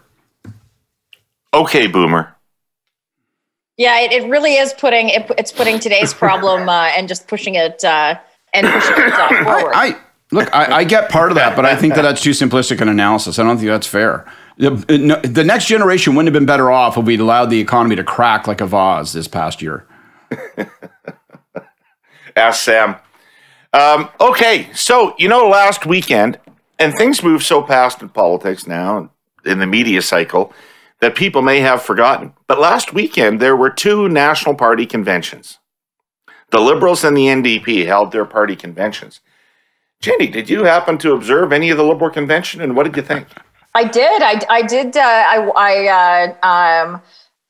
watched a few hours of it on the Friday, I think it was, and the Saturday. I'll start by saying it was so much better than the NDP convention, because every time I got reports online of the NDP convention, it was someone standing up and going, point of order, this is a terrible convention. Let's just stop it now. Like, just I love them, end it. This sucks. Thank God this convention's online, so we don't have to worry about drinking or getting laid. Oh, finally. So the Liberal convention, I watched Marcy Yen's interview with Mark Carney. I watched a little bit of the debate, and I watched Trudeau's keynote on Saturday. So I'll start with Trudeau's keynote. I actually thought thought it was a very good event for him. It was obviously like a campaign type kickoff. It was almost kind of like a stump. He looked good. His delivery is much better. He's lost the drama teacher kind of like breathless talk that like he had for kind of the first bit. I'm a feminist prime minister and we're in this together. His delivery was normal. And their visuals were fantastic. The Liberal branding behind, they had the virtual, people watching, 100 people like off to the side. So I thought that was good. I also thought that the interesting thing, and we've talked about this, is his contrasting on the Conservatives and Aaron O'Toole was very telling, I think, foreshadowing where they're going to go. So he talked about, this is a guy who got elected saying one thing and doing another, which is something that we have talked about in terms of issues that conservative members have had about Aaron. But I think that one thing that the Liberals have acknowledged is I think that they realize in their postmortem from the last election, they made a fundamentally bad mistake by not doing any contrast or negative advertising or messaging on Andrew Scheer. They probably could have actually won a majority if they had actually gone on the attack. And I think what we're seeing with that speech is they're not going to make the same mistake they're not going to make the same mistake in the next election with Aaron. Right. Scott, what did you think of the convention?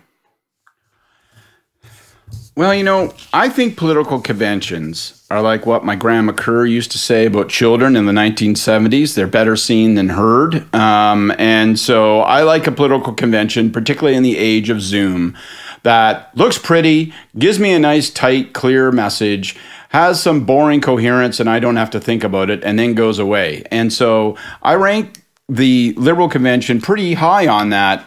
It plays to the Liberal Party strength. It plays to the Trudeau version of the Liberal Party in particular strengths. And when you contrast it to, obviously the debacle with, with Aaron O'Toole saying on the one night, we're not going to be lectured on climate change. The next night is party lecturing him on climate change. I mean, that, you don't want. The NDP convention was, the headlines were technical glitch. And as Jenni says, they're all like arguing about points of order. And I was third in the queue. And now because of the Zoom chat room, I've been moved to 17th in the queue. And I would like to talk. All right, this is not, Wordsworth would have never stood for this. And you're like, oh God, But so it's just kind of gruesome. But, my general view on political conventions is that they're intramural affairs and they matter for discipline and coherence and to a degree preparation. I think we may exaggerate how much you actually get, in terms of preparation. I mean, it's when Jenni, from a campaign operation standpoint, starts cracking the whip and getting the team and the ridings and the provinces together that really happens. But it's about coherence. And so the NDP convention wasn't terribly coherent because it was all about babbling about like points of order. The Conservative convention wasn't coherent because they were contradicting themselves on climate change. And the Liberal convention was pretty coherent because you had a prime minister who said, look, this is what we're going to do, and the Conservatives are bad. And so, I think the importance of these things are pretty marginal.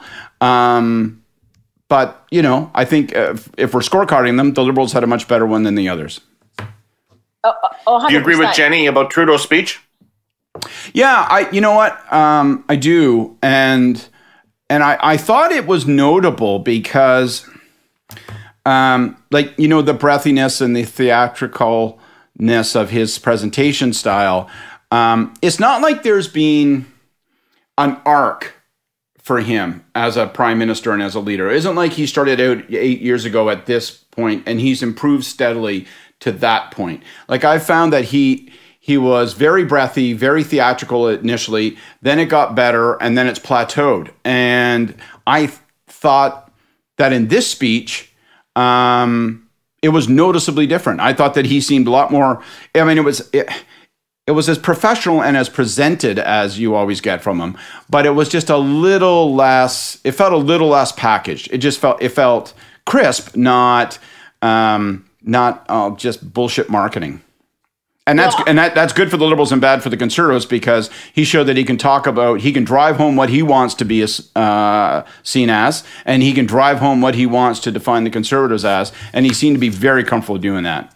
Yeah, I agree. And so, I'm sure we'll get into it. I think what he proved is he remains the number one asset for the Liberal Party of Canada. And so I commented on Mark Carney's address and Q&A on the Friday night, which I'm sure we'll get into.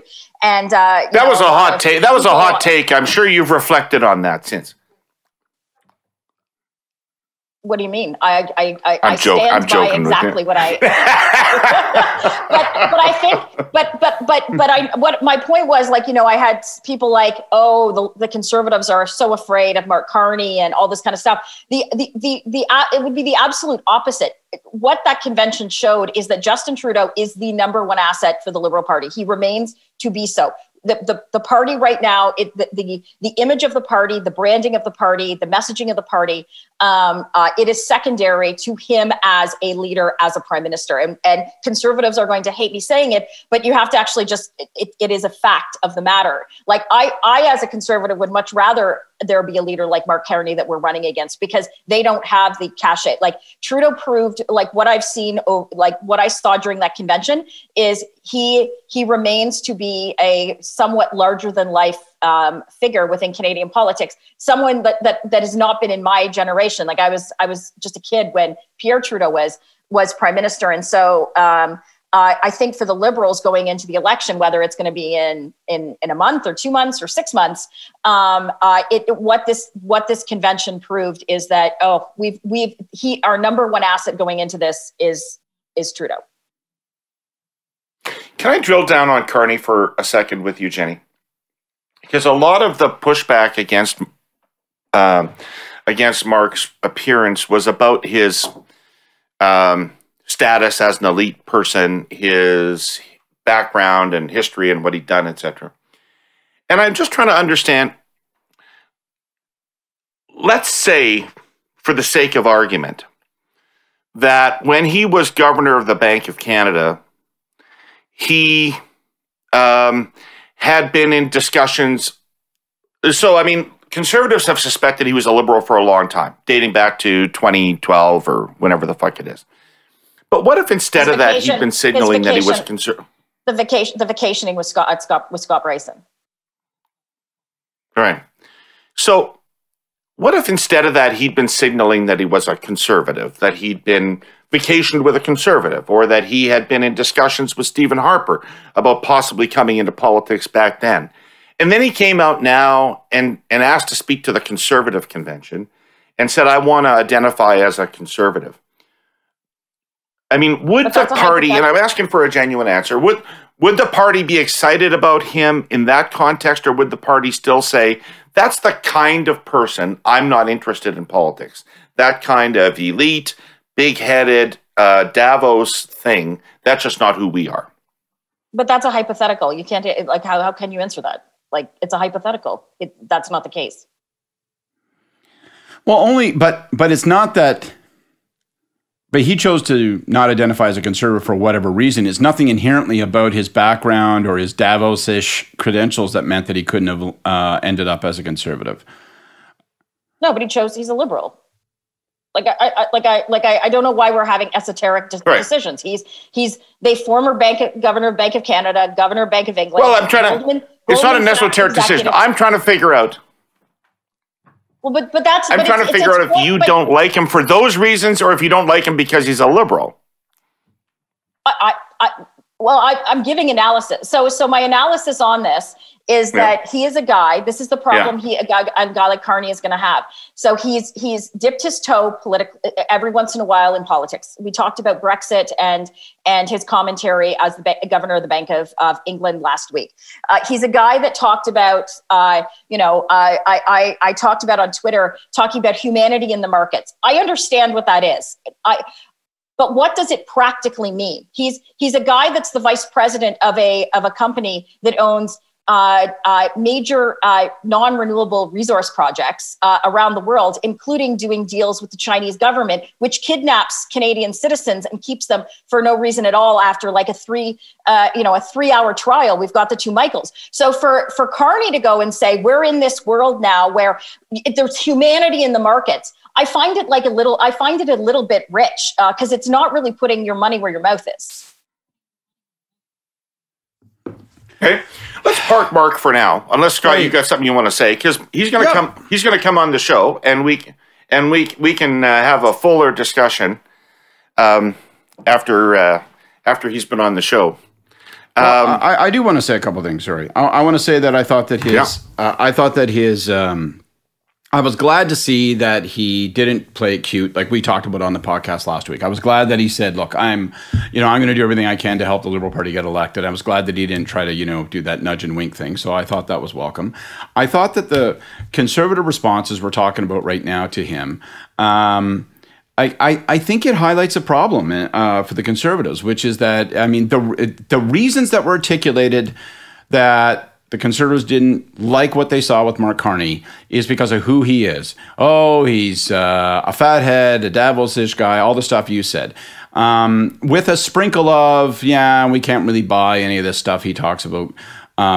Climate change and net zero, maybe because we don't really buy that stuff, or maybe because we think he's been a hypocrite on it. But that charge can be leveled by anybody who's ever stepped on an airplane and then talked about net zero. So it's a pretty tough rule. Yeah, but Carney actually said that Brookfield was net zero, and that's not true. I understand. My point is that if you're going to disqualify people from public life on that basis, then you're going to leave yourself as a party logically in a place where you're going to say, we will therefore only permit people to run under our banner who, want to storm the castle and kill the rich. And I think this tension that's emerging in the Conservative Party, and we see it provincially, we see it federally, between establishment and non-establishment. I think that it's got you guys running in intramural circles, and it's creating a logic that's, a real problem. Who is the party? Is the party Derek Sloan?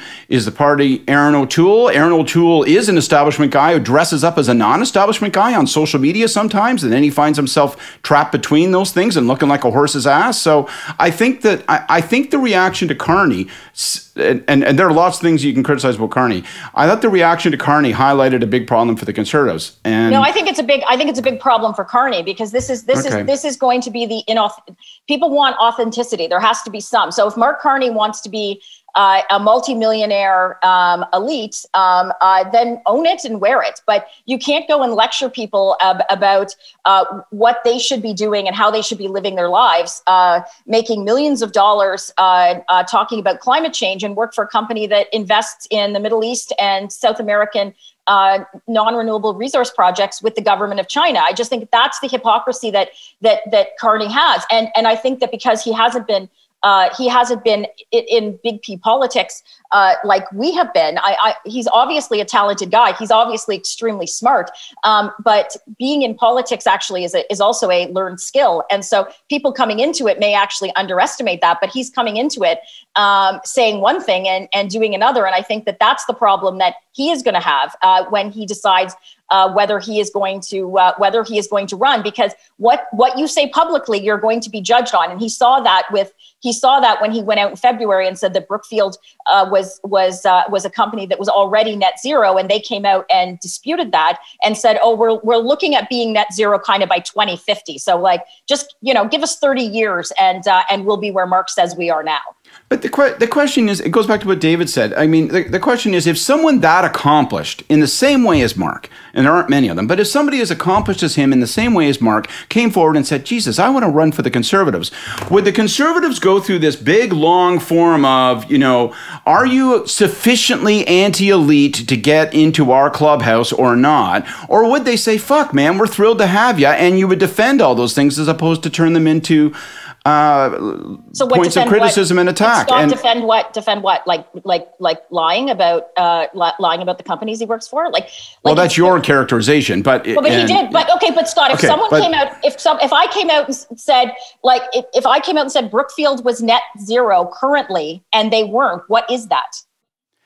Well, what he misspoke. You're talking about how there's a billion people that are talking about what those things are and what those aren't in terms of definitions. But you guys are talking about how smart and accomplished he is. That's a pretty big. That's not like a misspeak. That's like an outright lie. So, but the essence of the issue is: are you saying that unless you're anti-elite, you can't get in our clubhouse as the Conservative Party is currently constructed? I don't think anyone's saying that. You guys are trying to turn it to the Conservatives and turn it away from Mark Carney. So my question to you guys: does he run?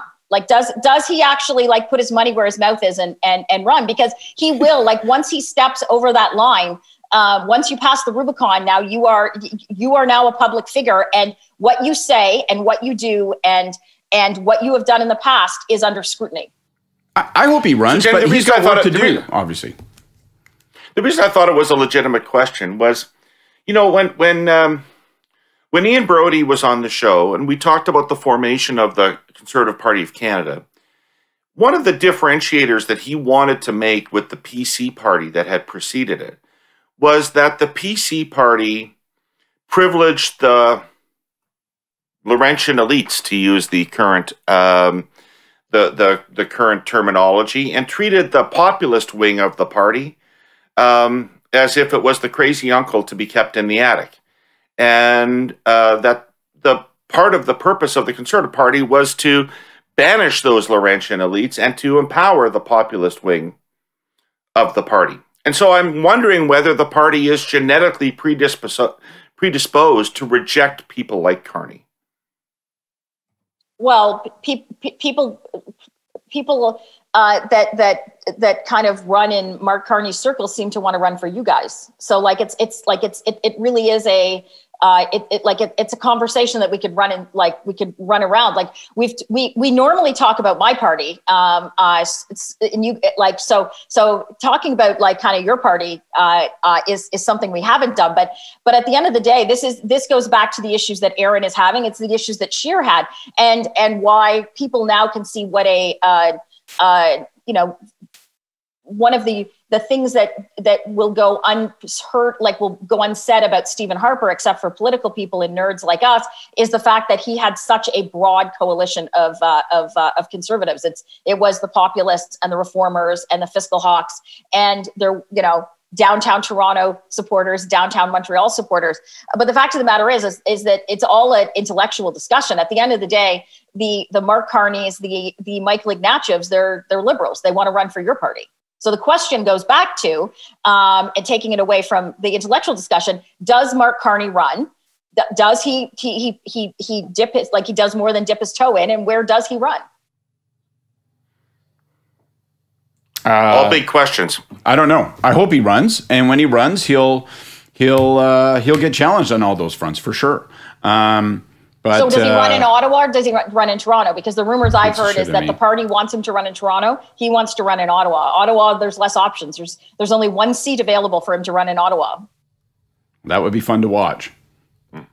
Well, I would fucking like that. I don't know that makes any sense. No, but because let's say even Mark Carney could win in Carleton.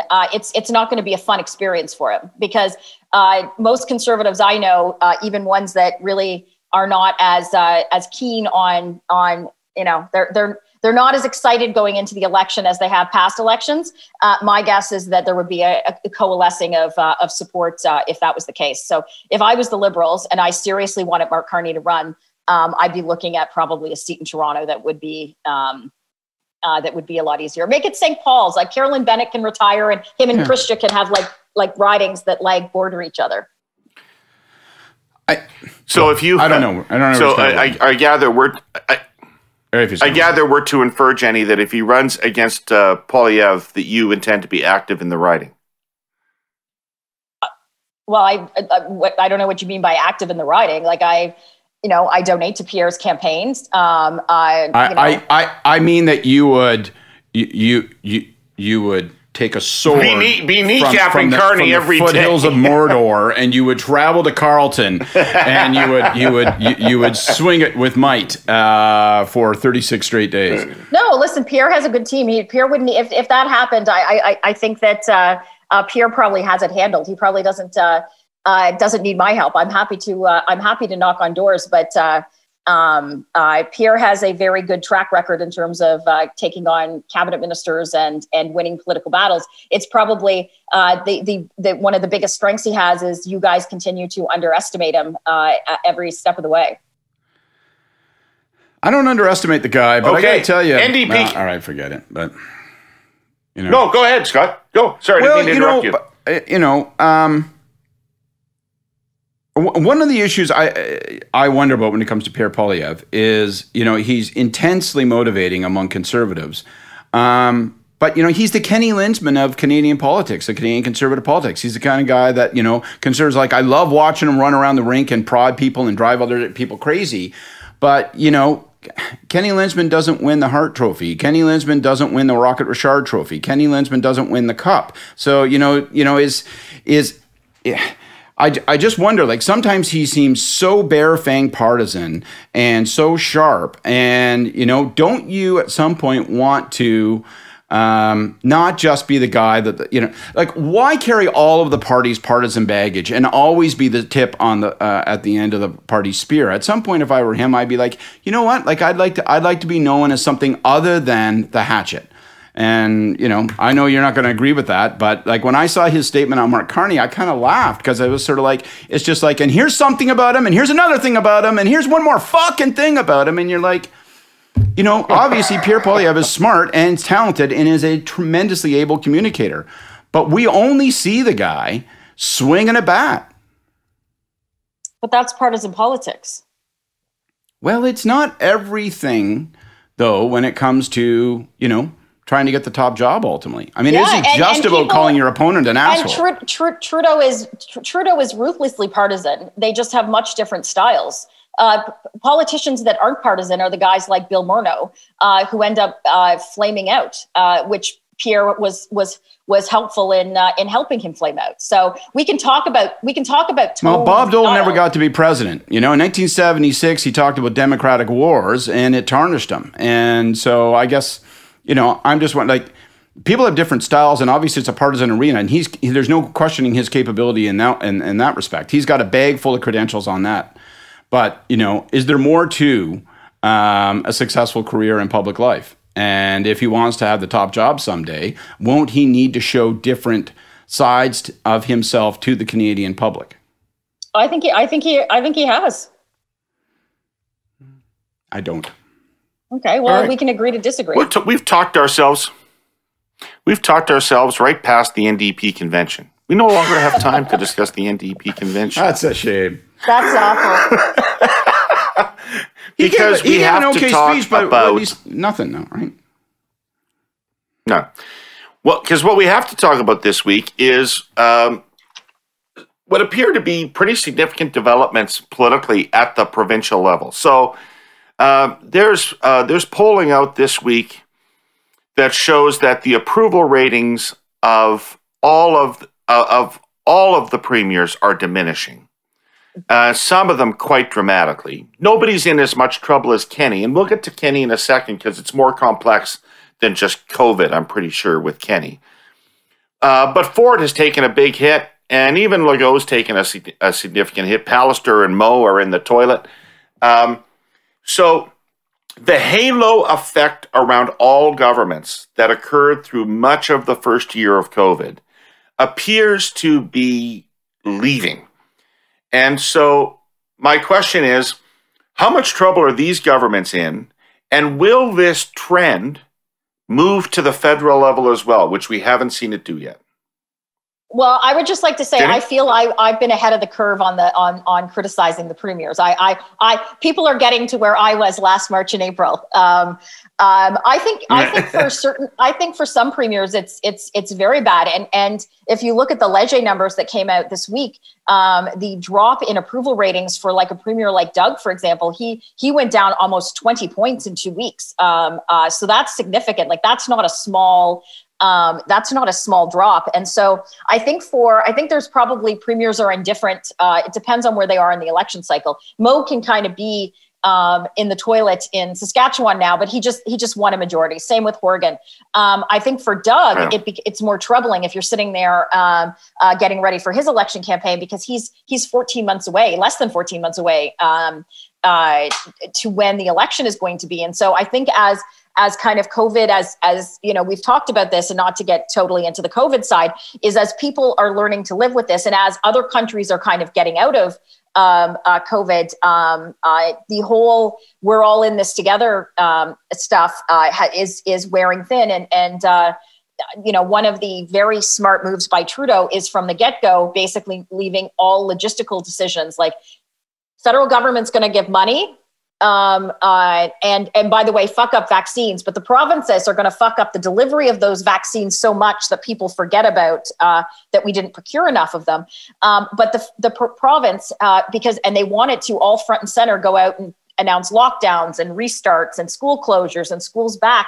They're now going to wear it. So I think we saw this week the first provincial election where an incumbent did not win re-election or actually do better. You had Sandy Silver, the Liberal premier in Yukon, he's sitting tied. So at the best case scenario for him is that he's going to have a minority government going from a majority. So if I were premiers like Pallister and Doug, I would be very, very worried about what the numbers are right now.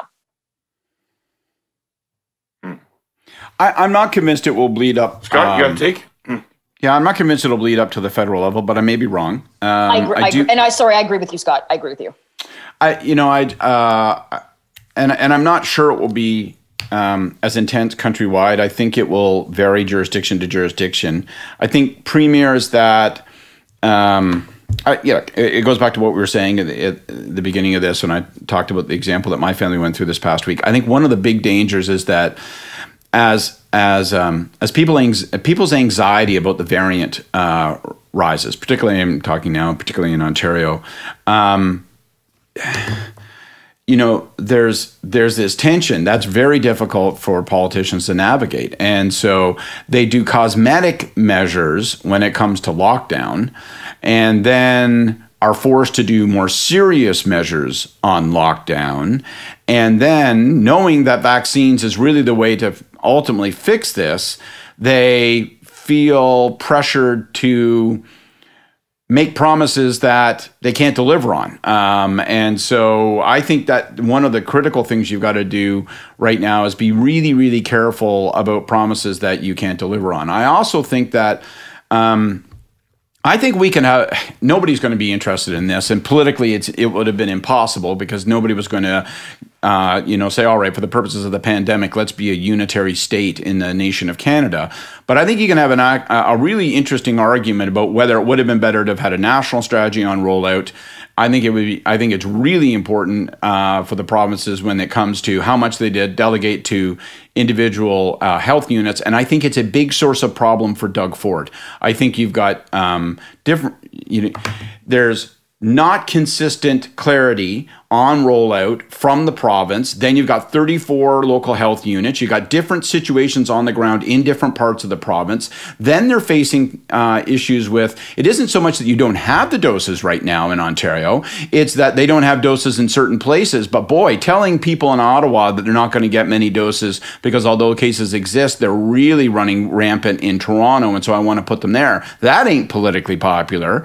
So what do you do? And I think when Doug Ford tries to do the populist thing, which is to say to people what they want to hear, it creates problems, because as soon as he's done saying what people want to hear, and then they realize that that means nothing, that promise is attached to fuck nothing, he ends up in a bigger political problem, and that's going to unfold for one more month. Like that we're not through it. You're going to have at least 4 to 6 more weeks of this, and people are going to experience more variants, more infections, more serious hospitalizations. They're going to experience stress in the healthcare system, which could get very critical. And your kids are going to be home all day long, which is going to cause enormous stress. All those things are going to make people really angry, really grumpy, and they're going to take their anger out on Ford. So if he thinks a 20% drop is bad, wait to see where he is 2 weeks from now. The school. This is the challenge for conservative governments, and I know, David, you want to get into to Alberta. This is the problem. Like with someone like Doug now, he conservative supporters generally, if they were against kind of the lockdown measures, the small business, and we've talked about this, like the vast majority of people, I think, probably fall in the same category. They wear a mask when they go out. They socially distance. They're pretty much following the rules, but they really would like. They don't want to make their life more miserable. If they're going to Walmart to buy a bag of milk or some eggs, if they can just buy a fucking soccer ball for their poor kid that's playing by themselves in the backyard because they can't go and see their friends, like it's making it more miserable. And so I think what we saw in Ontario, and I think it's a challenge that Jason's had as well, and we can get into that, is now Doug has pissed off all sides. And I think that the final nail was this week in terms of schooling. Like, you have Lecce send out a letter that lands in parents' inbox. Scott, I'm not sure if you got it, but like on one night, and less than 12 hours later, the government comes out and say, even though schools are completely safe, we're just going to shut them down. It's time to hunker down and close schools. And I think that you have people that probably don't identify like you guys as liberals or me as a conservative that are just like, what in the holy fuck is going on? Okay. Robin Urbach in the Globe Mail had a great line on this. Is there an internal fight? Is there an internal fight between Ford and Lecce? I don't think so. I think this is, and this could go in the contrast between, because I mean, Lecce almost seemed like he was trying to force the decision by being so assertive that schools were going to stay open. I've heard of felt to me like he was trying to force it. I have heard no major fights within the Ontario. Like it's not like like I've heard privately, and we've read publicly about the fights that Jason has with his. The actual disconnect that he has with his cabinet. It's not really the same with it's not really the same with Doug. I don't think Lecce was trying to force the issue. I think this is just a government that changes their mind on stuff like this. To my mind, I don't think there's a fight between them. I wouldn't have insight into that, but that's not how I read it. I read it as incoherence. And then they want to dress it up the day after as, well, you have to pivot and be nimble. Yes, you have to pivot and be nimble, but nimbleness does not adequately explain how literally one day you could say there's no way we're closing schools and the next day say you are. Like, it's just like that policy could not have occurred in that intervening period of time. So, that to me is incoherence. And this is the big advantage that Trudeau has right now, right? His position, in my view, has been consistently, we're going to do what it takes. They run into all kinds of heavy water. The procurement was all, fucked up, and it took a long time to get sufficient doses, all that kind of stuff. But there's at least a consistency and a coherence. From Ford, it's a harder job at the province because you got, rolled out as logistics and all that. But from Ford, you get constant incoherence. 18 to 49 can get vaccinated, except when you show up, you can't. We're going to keep schools open. Next day, we're going to keep schools closed. It's not the first time that's happened, by the way, as a parent. Like, this is about the fourth time they've done that bait and switch. And so I think what really drives people bananas from a messaging standpoint and a political standpoint is the incoherence. You don't know where they're going to land on any given day. And then I was going to mention Robert Urbach, just to give her a shout out in the Globe and Mail. I thought had a perfect line to summarize the Ford government's approach on this stuff, right? Which is that today, she said in the Globe, their position is to wait for the crisis to occur and then put in place preventative measures. And that's what they've done on the lockdowns over and over and over again, right? We'll put in place frustrating preventative measures after the crisis is upon us. When we're at 10.3%, we'll say we're going to close schools. Well, thanks a fucking lot. I think I can't underscore enough. Like, if I was advising one of these governments right now, regardless of political stripe at the provincial level, I would want to get in a time machine, go back 8 months and say coherence, coherence, coherence. Let's be consistent on what it is that drives us. And if there's a secret to Trudeau's polling success, I think it has been that people know where he stands on this thing. And there's been deadly consistency. Maybe Scott, they know where he stands on it, but maybe also he's limited the amount of accountability he can have for it. Yes, so I don't want to talk too much about. I don't want to talk too much about Ford, because outside of Atlantic Canada, every province is on fire and furious with their premier and all this shit. What is interesting to me is that there's two different countries. If you talk to anybody in Ontario or Western Canada, you get on a Zoom call with them or a phone call with them, you talk about COVID for 5 minutes and how everybody's doing and what's going on, and you can sense the weight and the depression on people. And sometimes the anger about what's going on in government. When I talk to people in Atlantic Canada, they don't mention COVID unless I bring it up. And it's like something that they're reading about. They're living their lives. It's normal. And it's a completely different experience in Atlantic Canada. And that makes me think that maybe the federal government should have had a bigger role to play. I mean, they did things like border controls, a whole sets of things they did that they were able to do because of their region, maybe should have been in place nationally. Yeah, but anyone that called for border controls at the start of this was accused of, like, I know, racism. but in retrospect, Jenni, I don't know that that's wrong, but in retrospect, when we look back at how it went down, surely we have to learn a lot from the Atlantic Canada experience and what a failure the rest of the country is compared to that. Well, but we've talked about this before. Like we could not fully shut down our border. We need the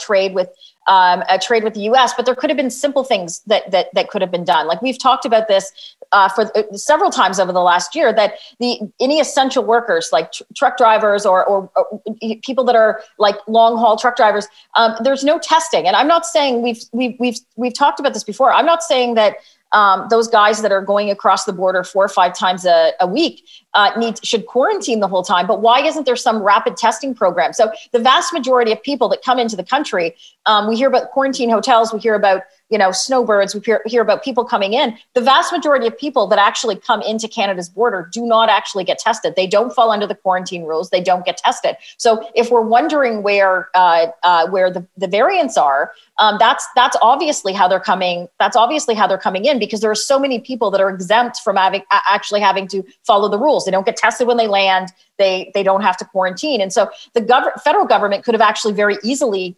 put programs in place for that, but they did the expedient thing as well. They announced a year into that we were into the pandemic, a quarantine hotel, and we're really going to stick it to those fucking snowbirds when they come back. It was completely a political response. If they actually truly cared about wanting to ensure that people coming across the border were not infected with COVID, they would have had a program in place for essential workers who are crossing the border. So yes, to answer your question, David, they absolutely could have. But Atlantic Canada, like they're kind of like, Canadians are very smug and we like to look down our nose at everyone. Atlantic Canadians right now are really looking down their nose at the rest of Canada, but they're going to have to suffer the economic consequences. Like all the airline routes, they were the first when Air Canada and WestJet stopped direct flights from like Ottawa to Fredericton and Toronto to Halifax and what have you, Toronto to Sydney. They complained about that, but you can't close your borders and you can't tell people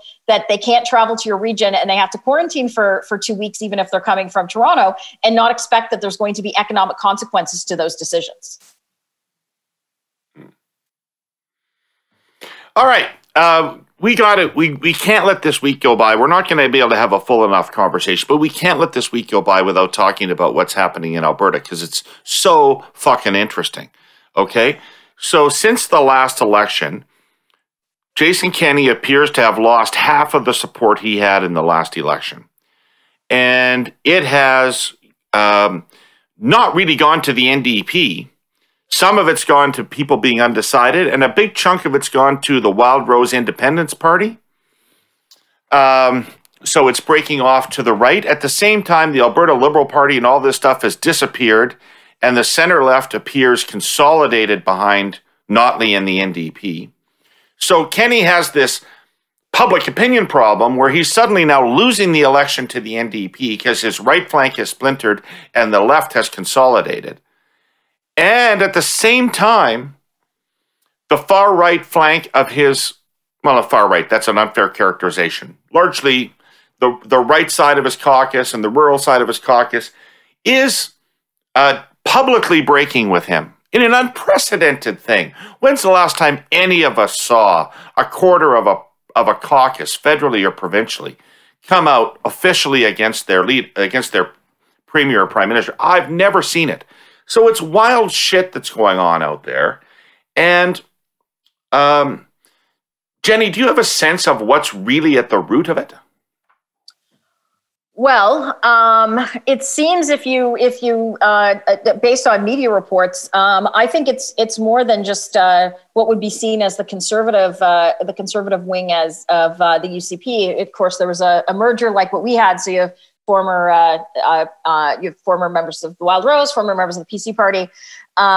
It seems that almost all wings of the party right now are upset with Jason, and so I think it's not just a problem with the electors. To your point, when you have a quarter of your caucus come out and disagree, like publicly disagree with where the direction of the government is, you have to take notice of that. And I think one of the things that I had like in watching this from afar, and I know quite a few people, obviously within government and kind of watching how it's going, is that I'm not sure that Jason has fully comprehended the situation that he's in. He seems to have almost kind of doubled down in terms of dealing with his caucus. If you believe media reports that said he basically threatened his caucus and said, "You guys will get in fucking line, or I'm going to go to the LG," which is just a ridiculous statement. To make. It almost like is Jason has the same issues with caucus that we've talked about Trudeau having, where caucus members joke that in 4 years Justin Trudeau's never had a conversation with them and doesn't know their name. It almost is seemingly like that is somewhat. It appears that Jason has the same problem with his caucus, and that's one that the people around him and himself are going to have to really watch, because when that happens, things can turn on a dime. Ask Patrick Brown. He woke up one day in January of 2018 thinking, had a shower and like stretched and thought, I'm going to be premier in 6 months, and 12 hours later he had been deposed by his caucus. And so I think Jason really has to pay attention, because it seems the polls, David, as you said, I think he has less than a 30% approval rating right now. That's a sobering assessment. Scott, what's your take? Well, I don't have the benefit of Jenni's genuine insight as to kind of where the dynamic is internally and where his head may be at. But I kind of just retreat back to my point about coherence. I think one of the challenges that the pandemic has presented for Jason, who had unique challenges as someone in government, before the pandemic, because of what we're seeing in terms of the way the oil patch is being hit, and just the economic challenges that underpinned all of that. But I think, there's a real incoherence problem. And so, he's had a pick a lane problem for a number of months, I think, because his reflex politically is to talk about choice and freedom and opening it up, and we're not going to let doctors tell us what to do and that kind of stuff. But then, of course, he has to, so he can say that at night as a politician, but the next morning he wakes up and he has to put on his government hat, and he has to say, wow, the variant is what it is, and so we're having to do these rollback measures. And people say, wait a second, I thought you were that guy.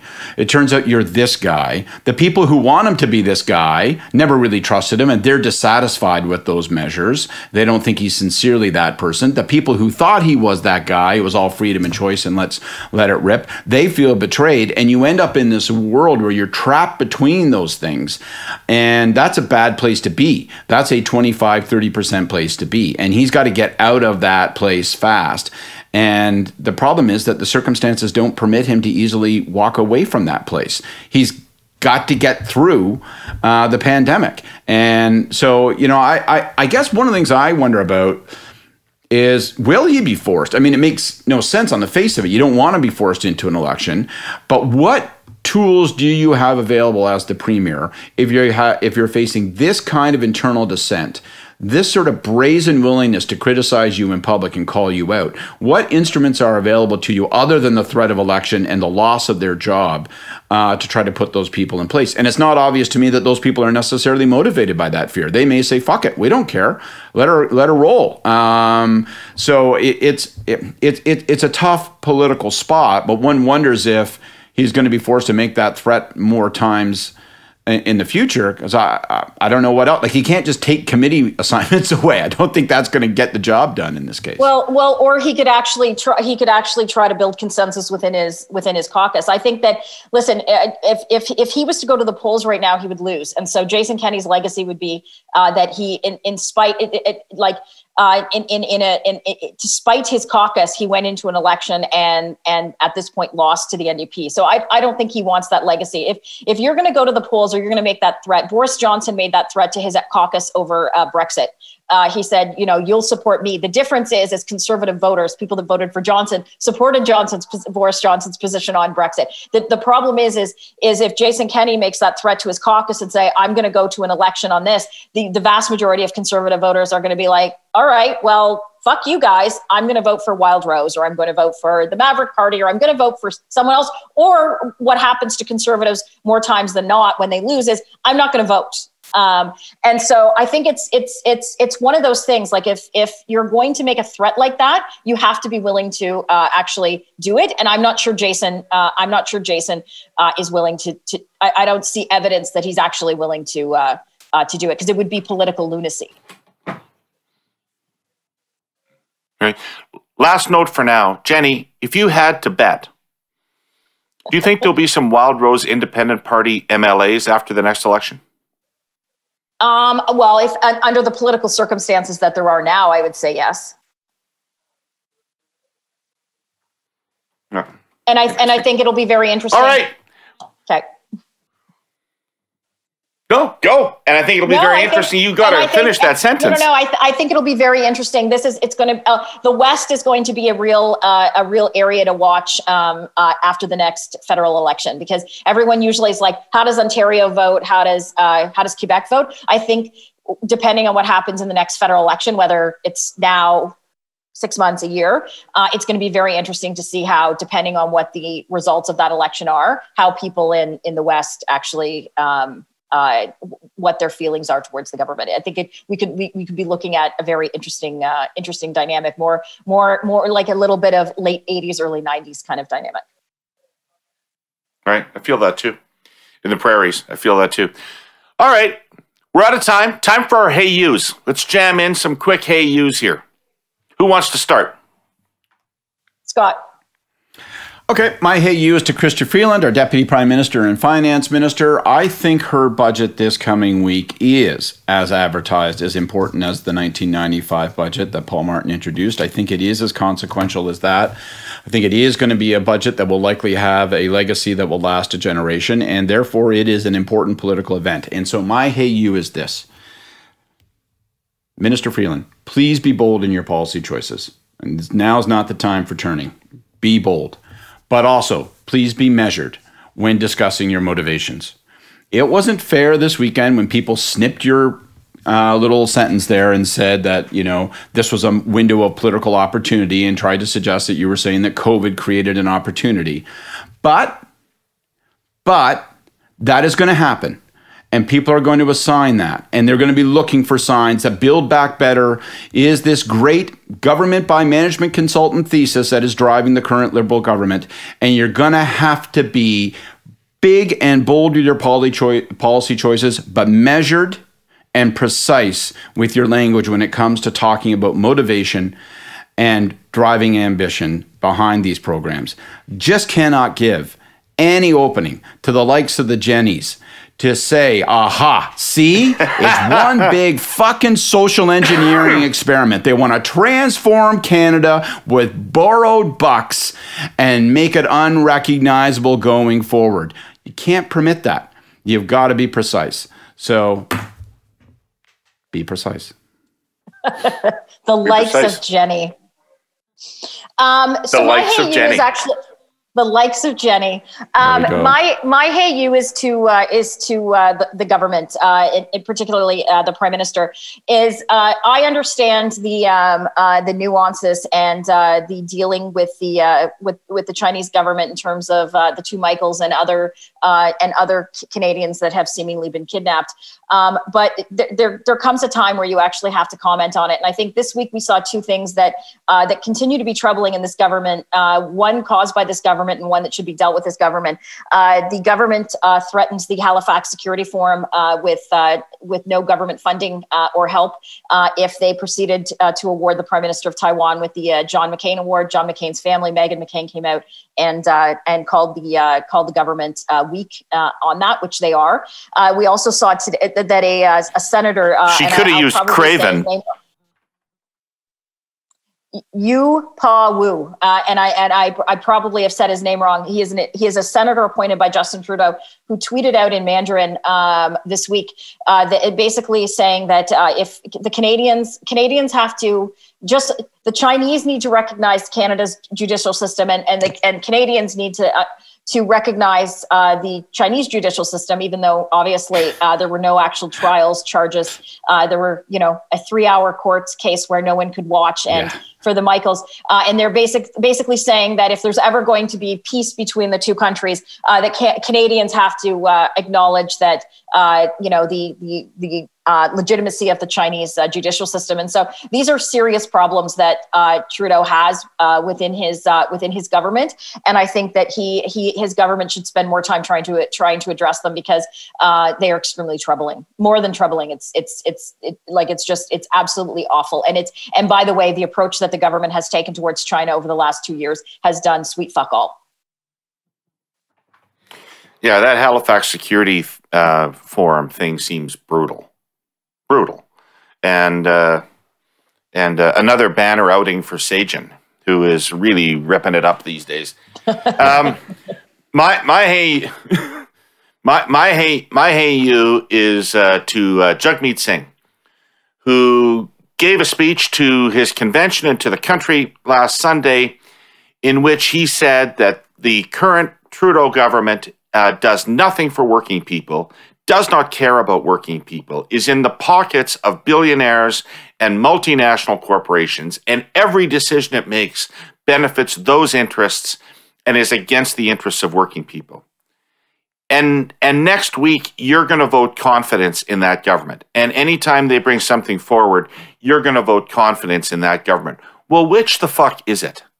Is it the worst government that could be imagined? And you said in your speech, there's no difference between the Liberals and the Conservatives. If that's the case, you shouldn't be afraid of an election. You should be wanting an election, because this is a terrible government that should be driven out of office. And it doesn't matter if they happen to get replaced by Conservatives, because it's the same. But instead, you're going to say that it's the worst government, and you're going to continue to vote for it. And I'm losing, it's all losing credibility for me. So tell me honestly, is this a reasonable government that could be better, or is it a shit government that needs to be replaced? Tell me, Jagmeet Singh. That's my hey you.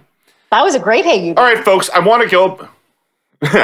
Before we go, I want to ask Scott Reid, Rolling Thunder review. Yeah. What's your favorite Dylan tour? 74 with the band that results in the Before the Flood album, or the 75 Rolling Thunder review? Rolling Thunder review, just because there's so much variety and stuff. Plus, I love the romantic idea that you go to a small venue and see that group of people. And I love the electric violin. So I will go with Rolling Thunder. There's a live version of him singing Hazel during Rolling Thunder that exists somewhere on one of those bootleg albums that is just out of this world. You diddy blonde hair! It's just the greatest goddamn thing ever. I have a hard time agreeing with you, because I think Before the Flood might be the best live album of all time. It's pretty darn good. Yep. But much like, Jenny? You're going to hate this. Real hardcore Dylan guys will tell you that with the big backup singers and the crescendo of instrumentation, some of what occurred live on stage during the gospel times, those live performances were something unseen anywhere, anytime in musical history. And I would love to go see some of that stuff. I've been saved by the blood of the Lamb. You got to serve somebody. That's the lesson. You got to serve somebody. In England or France. Folks, I'd like to party. Thank you so much. This is a great conversation. We went a little long today, but I think we had a lot to talk about. So thanks for indulging me. I want to thank all of our listeners and our increasing number of viewers on YouTube. I want to thank everybody that gives us a shout out on social media about the show. I want to thank the Air Quotes media team and Metal Donkers Good for putting this together. Thank Don Drummond for taking the time to be with us today. And thank our presenting sponsor, TELUS, and our sponsor, CN Rail. All of you, we'll see you next Tuesday. Take care.